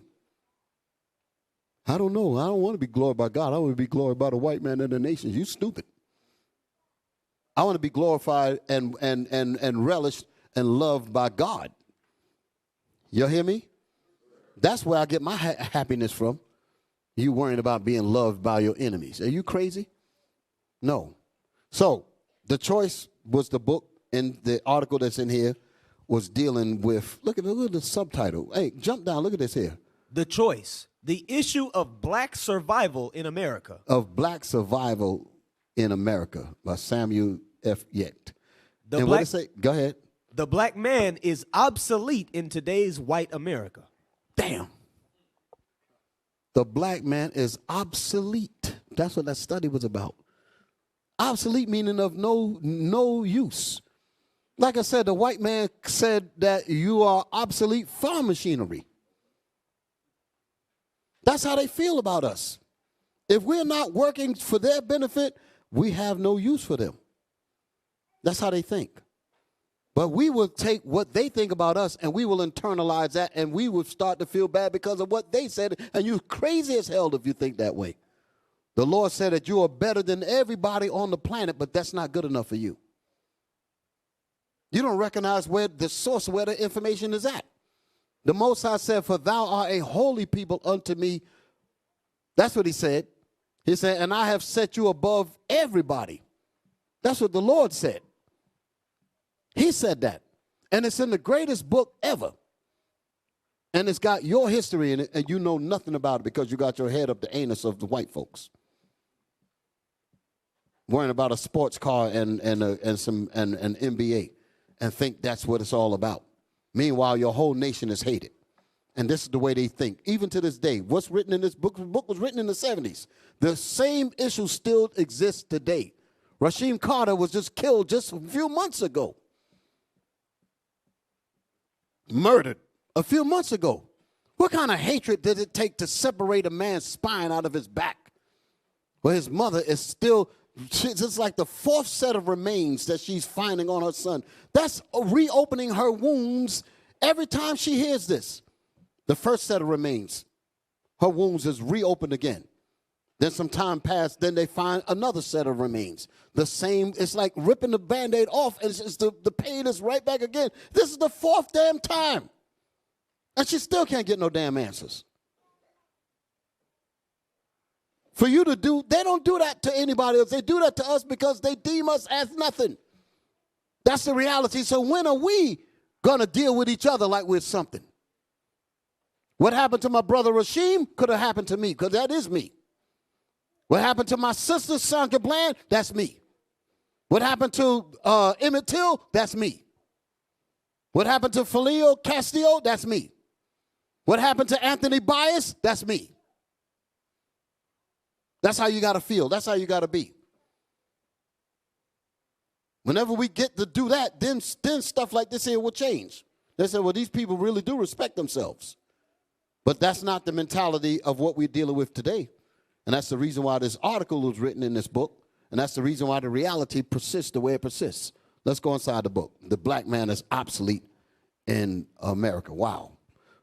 The authors acknowledge that while the study was ordered by a military organization. So this study of what the man just spoke about in the film.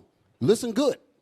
The U.S. Navy, Its applications were clearly broader than traditional military needs and carried broadest implications for the society in general. Go ahead. This is how the researchers explained it to the Navy. Read. The research reported in this paper is an initial attempt to isolate the components of the value of life concept. So the value of life, are these black people's lives valuable? We don't even deem our own lives valuable. So they wanted to have a study to see if others deem our lives valuable. Go ahead. A naval experiment. Wow. Go ahead. If such a concept can be identified, and if the components of the concept appear to be stable, then one might expect some important interpersonal differences in decision-making by military personnel under constraints of complex situational requirements.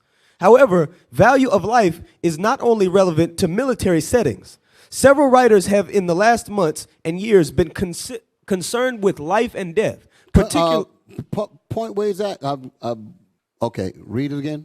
I'm sorry, something popped up on my screen. Yes, sir. Read it again. Several writers have in the last months and years been concerned with life and death, particularly with the future life of the human species on this planet. Right, or meaning all people at this point. Go ahead. Probably the most vocal has been Paul Ehrlich, 1968, 1969, Go ahead. who proposes that life as we know it might be destroyed by the population bomb. So by overcrowding. Now I got another article that's going to talk about that, on how their concern is about overcrowding. It's too many of you, it's too many people on earth. That's how they talk. They say that they need to bring eugenics. That's what they're talking about. We need to curb the population. What they're really talking about is getting rid of you and me. That's what they're really talking about. With these man-made diseases and all this, that's what it's about. Abortions and all of that is designed to kill us. Read. By overcrowding and the polluting and destructive side effects of overcrowding. Others have And made the side effects of overcrowding. So now the people are, well, we've got to worry about being overcrowded. Who are they looking at? They ain't looking at white folks. They said overcrowding, there's too many niggers. That's what they're saying. Go ahead. Others have made similar predictions. They talk about Northern Kingdom. Too many of them damn Puerto Ricans having babies. Too many of them Mexicans, damn it. Jasper, get the truck. Go ahead. Based on related evidence. For instance, J. Bonner, 1967, has suggested that if current trends are continued, the haves will hold it. Go read that again. Yes, sir.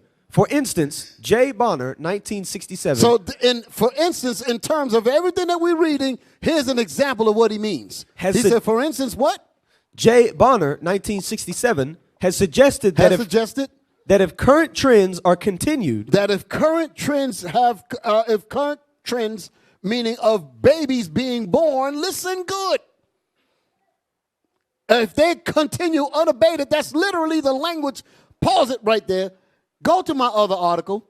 Go to my other article, because the same language is in something that's much newer than this. We're coming back to this. Remember this point here. Y'all all right? Terrorism, brothers and sisters. Showed it on the screen.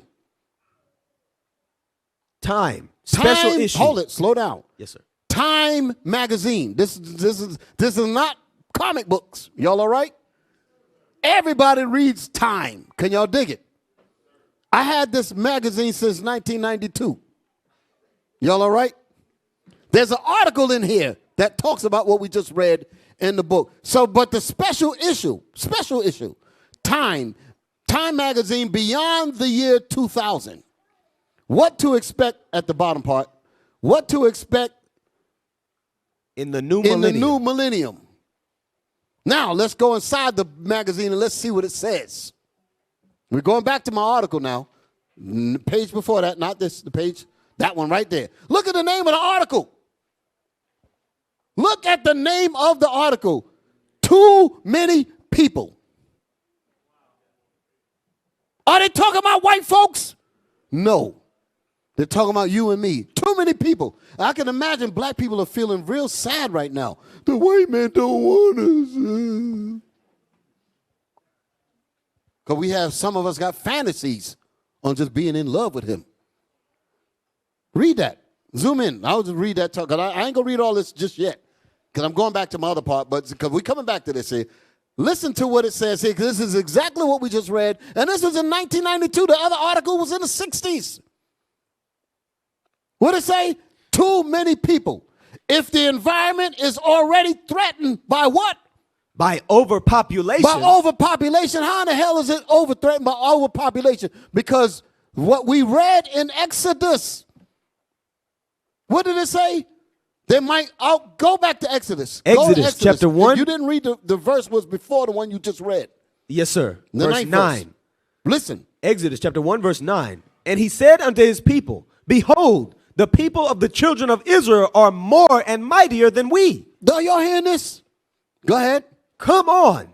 Let us deal wisely with them. So what was one of the things that the Pharaoh did? Tried to kill off our babies, which is exactly what's happening now. Trying to stop a deliverer. Trying to stop you black kings. The most dangerous place for a black child is in the womb of a black woman. They got that as a meme posted somewhere because they have gotten inside her head so well, they have done so wisely with her that she has agreed to murder over 19 million black babies between 1973, which is after the article that we was reading, up until just a couple of years ago. 19 million of our babies are extinguished. That's because of too many people. Christianity ain't going to tell you none of that. Y'all all right? Go back to my article. No, finish reading that scripture. Come on. Let us deal wisely with them. Let us deal wisely with them. Let us pretend that we're your friends, that we're friends. You're not in slavery anymore. You can get an MBA. You can get a sports car. You're still in slavery. But we don't want to tell them that. We're your friend. Well, sister, where's your man? Oh, we had to get him out of the house so we can get more welfare money. That ain't no friend. Read. Lest they multiply, and it come to pass that when there falleth out any war, they join also unto our enemies. So the threat is to cut off our numbers, to kill us off. To kill us off. Y'all see that? That's in the Bible. And they wanted the midwives to extinguish the boys. And the sisters said, hell no. Them the kind of sisters we need. Y'all all right? Shifra and poor. Righteous women. Can y'all dig it? So now, let's go back to this article here. Thank you, brothers. Too many people. If the environment is already threatened by overpopulation. So they'll suggest that to make you think that it is overpopulated. Here goes some black folks. Yeah, I think it's overpopulated. Here goes a Negro talking about some too many Mexicans in this country. You stupid, shut the hell up. Huh? Too many this, too many that. Nigga, shut up. Read. What would the world be like with twice as many inhabitants? What would the world be like with too many inhabitants? What kind of inhabitants are they worried about? You black folks. And I'm gonna prove my statement with what I've seen with my own eyes. Working in a hospital, I've seen where they have fertilization clinics that only mainly white folks go to. Y'all hear me? In vitro fertilization. It was an office that was offset. Well, most of the white folks go because a lot of them was having trouble trying to have babies. And whenever they do have a baby, and don't let them have twins, oh, Lord have mercy, they tear up the daggone waiting room. Oh, Lord, going crazy because they love it. Oh, have them, you know, if they can have twins, quadruple, man, they go nuts. Same building, black people coming in. Don't let that nigga in come in and this and that and the other. The father of the baby, they won't even let him in. They ain't welcoming a child when the child is born. None of that. When the white kids are born, there's a jubilee going on and right behind me. They're going crazy. Cartwheels, balloons, the whole deal. They flipping and going crazy. When two white kids are born. But when it's us, there's sad faces. Damn, you pregnant again? One dude came in with his girlfriend, with a simple bubblehead girlfriend. They come up and he says, yo, take me to he said, tell me how to get to the part where they give you the pill to kill the baby. Ephraim came and said that. take me to the part. He said, show me how to get to the part of the hospital where they give you the pill to kill the baby. That's exactly how he said it. I wanted to snatch his teeth out. You coming in here speaking that kind of language. But that's the difference in mentality. Babies is born, the black babies, Hispanic babies, born into a world that don't even want them. The white babies, all kind of people coming and celebrating and all types of stuff. That's the difference. So when they say too many people, they want more of their people, but they want us gone. That's the point. So they ain't talking about some too many people because of everybody, too many people because of us. Y'all all right? Let's read. Let's read this thing. I ain't even get to my part yet. The state of the environment in the latter part of the next century will be determined largely by one factor: human population. Human population. Come on. If the species doubles its numbers by 2050. He said if the species, here they being slick. Meaning if black people, black and Hispanic people, that's what they're, what do you think immigration laws and all that Proposition 42, all that stuff they talk about is all because of you and me. They ain't worrying about white folks. They're trying to get as many babies as they can. Go ahead. If the species doubles its numbers by 2050 to nearly 11 billion, humanity may 11 billion Israelites. That's what they're worried about. We don't want that. And notice what it said here in the subtitle. It says, "It's twice as many inhabitants." What did it say after that? You wouldn't want to be there. You wouldn't want to be there. So that's, ooh.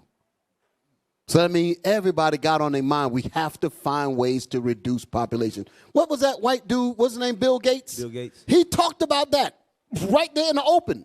He said if we do such and such, we can reduce the human population by such and such. Y'all see the film?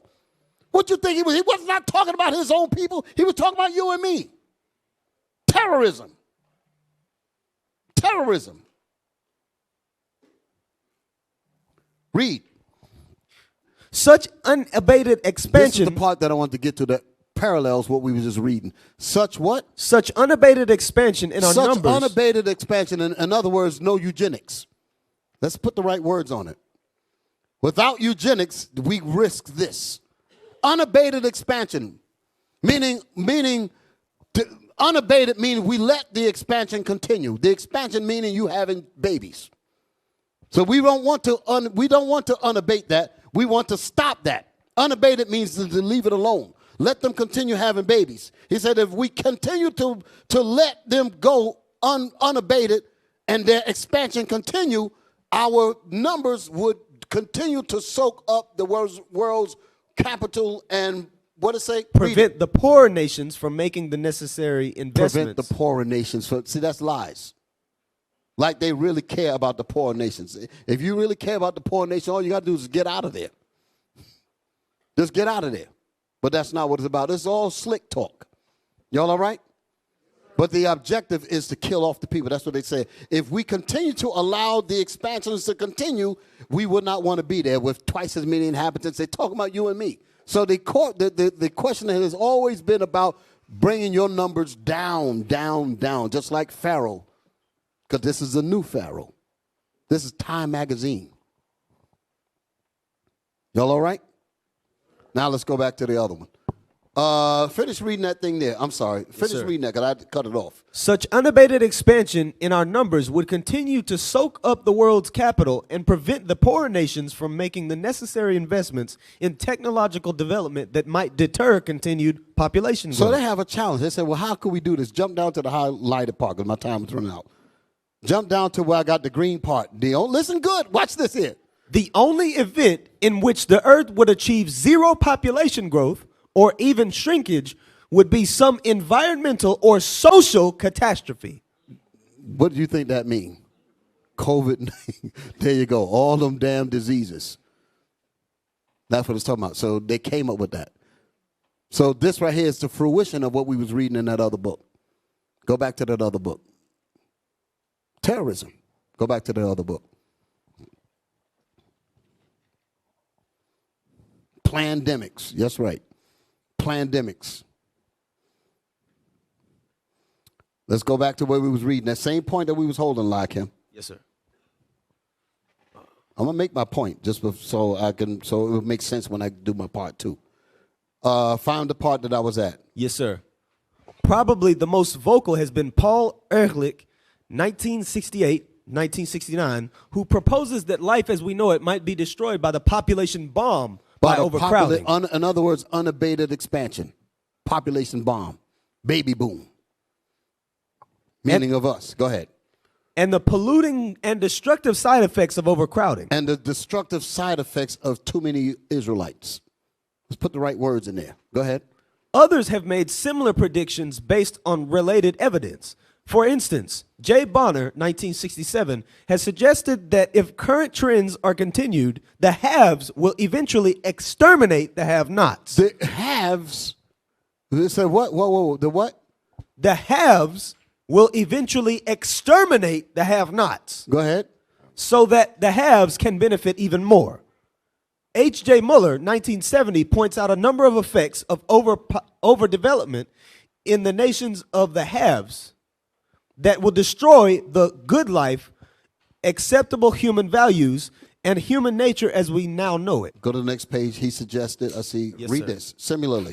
Similarly, Research conducted in October 1968. this is over the same subject about too many people. Listen, this is going into what the brother was talking about on the show, with the Gil Noble, like it is. Read.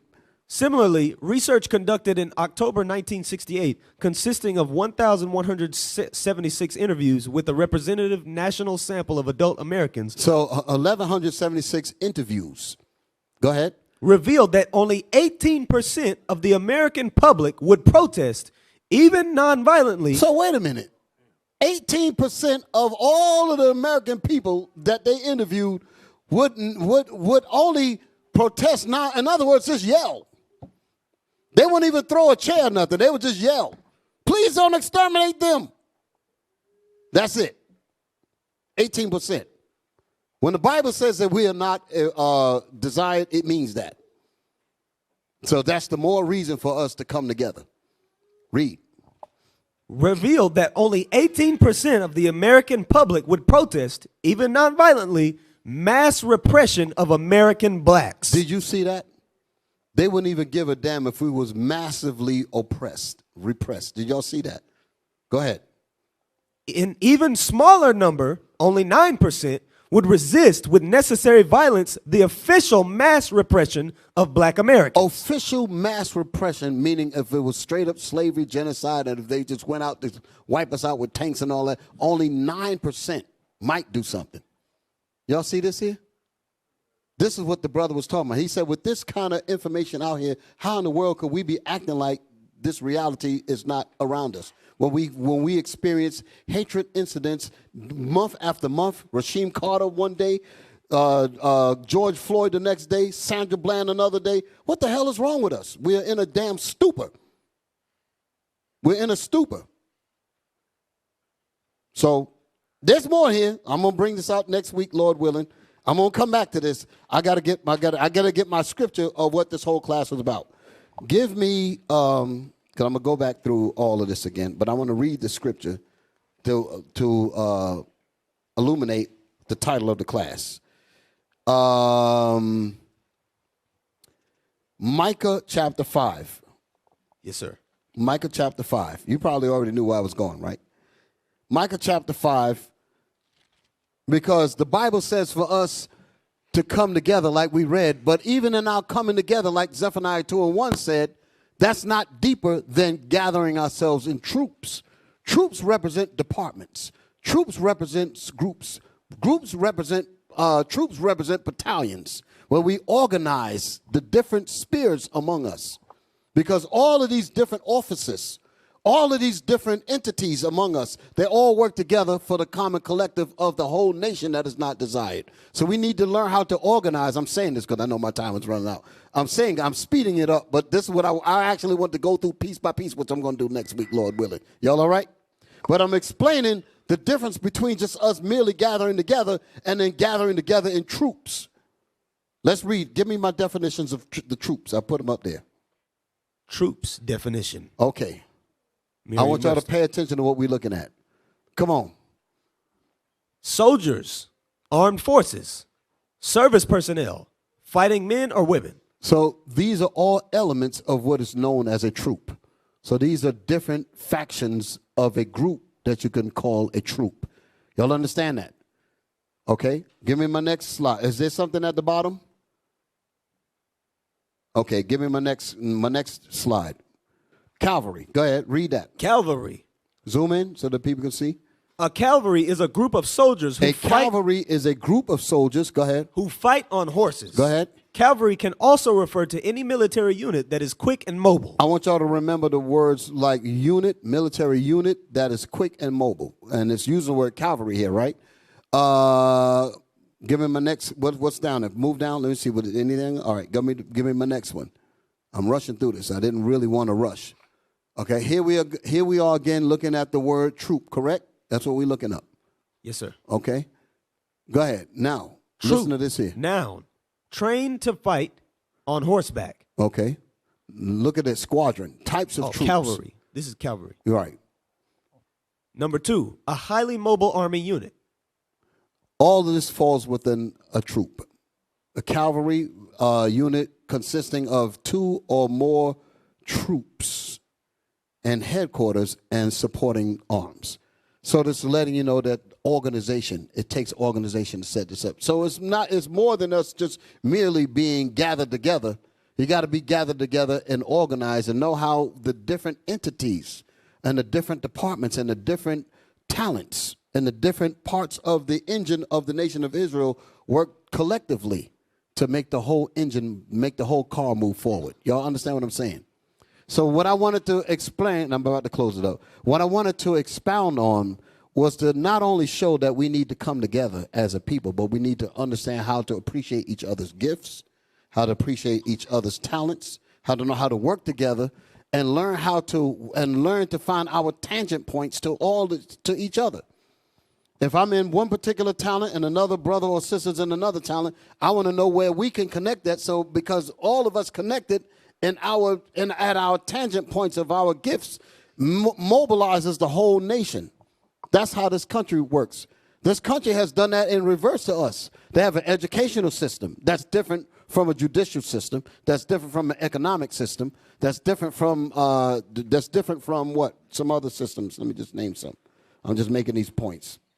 That's different from the medical system, legal system, economics. All of these systems are different, but they all have tangent points to each other to work collectively to oppress us. You feel me? So we need to understand how to operate in all of these areas to offset what's being done to us through these terroristic actions of our enemies. Y'all understand what I'm saying?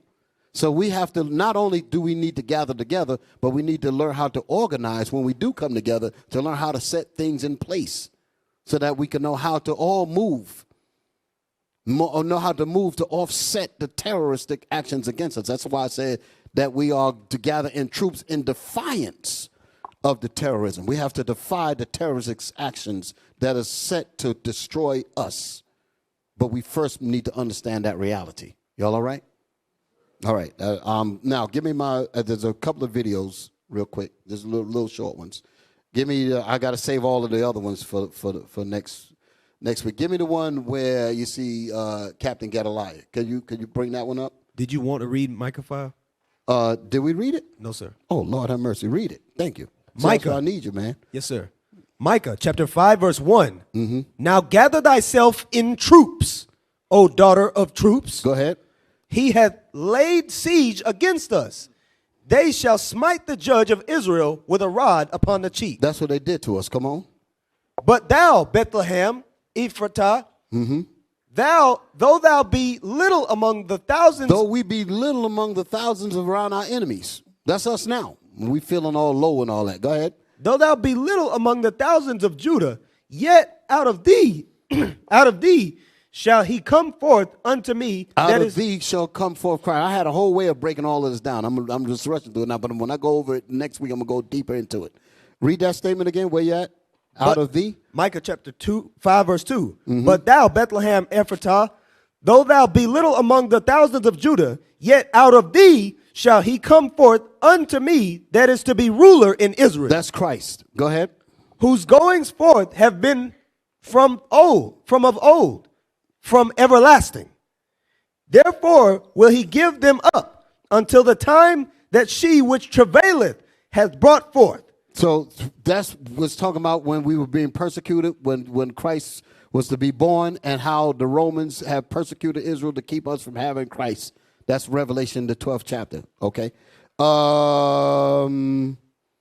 Read Isaiah 54 and 8. Because it said that this ruler is Christ. Christ is going to deliver us out of this thing. Isaiah chapter 54, verse 8. In a little wrath I hid my face from thee for a moment. So all of what we've been experiencing, all of this tyranny and all of this hell, the Lord called that a little bit of wrath. A little bit of wrath. Because all this hell that we went through is going to be small compared to the blessings he's going to give us when he get us out of here. Read on. But with everlasting kindness. Everlasting kindness is a whole lot longer than a little wrath. Y'all all right? With everlasting kindness, that's what they're going to bring to us. Go ahead. Will I have mercy on thee? Will I have mercy on the 12 tribes of Israel, the nation that I love? You black men, black women, you Hispanic men, you Hispanic women, Cubans, Mexican, Native American Indians, you 12 tribes of Israel, the Lord loves you. Go ahead. Saith the Lord thy Redeemer. Saith the Lord our Savior, our Redeemer, who's going to redeem us from the hand of our enemies and all that hate us. Y'all all right? All right, play this here. Play this clip here. That's it for my scriptures, and I'm going to close up. But I like I said, I got a lot of more. But I hope y'all enjoyed what y'all saw so far. Hey, play this clip here. Hey, Shalom, Israel, Most High Christ, Bled, Captain Get a Light. Look, right behind us, you got the police there, and you got an ambulance there, right? Why? Because somebody just got stabbed right in front of the camp. Now, we just finished a youth violence and conflict resolution seminar for the youth. Yeah. But we got grown men fighting in the middle of the street, stabbing each other. And you mean to tell me it ain't a need for the Israelites to be on the street, teaching the word of God, bringing our people to repentance? That's exactly what we're supposed to be doing. Because as you can see, our people need help. Deep down in the ghetto, where the real Hebrews have fled. Deep down in the ghetto, and there's a remnant rising up. Deep down in the ghetto, we finding out the world was made for. We don't believe in violence. Don't believe the lies you hear about us. We was the one that called the police to make sure that this injustice was taken care of. The brothers in purple and gold are all about non-violence. Purple and gold is not a hate group. We're here for the community. Here to fight, ain't talking about strife. I'm talking getting families right. If my death could bring 1,000 to repentance, let me die tonight.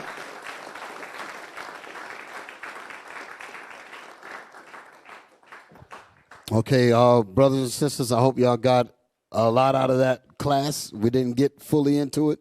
And there was more information in that book that I'm going to bring out that I didn't read, but I've got to bring it all out to you. Y'all all right? So all praise to the Most High. Love you, Israel. Most High Christ bless you. Shalom. What is a nation? Nation is family. Nation is community. Nation is men leading by example. Nation is women's support. Nation is children with role models. Nation is unity. Nation is you. It's nation time.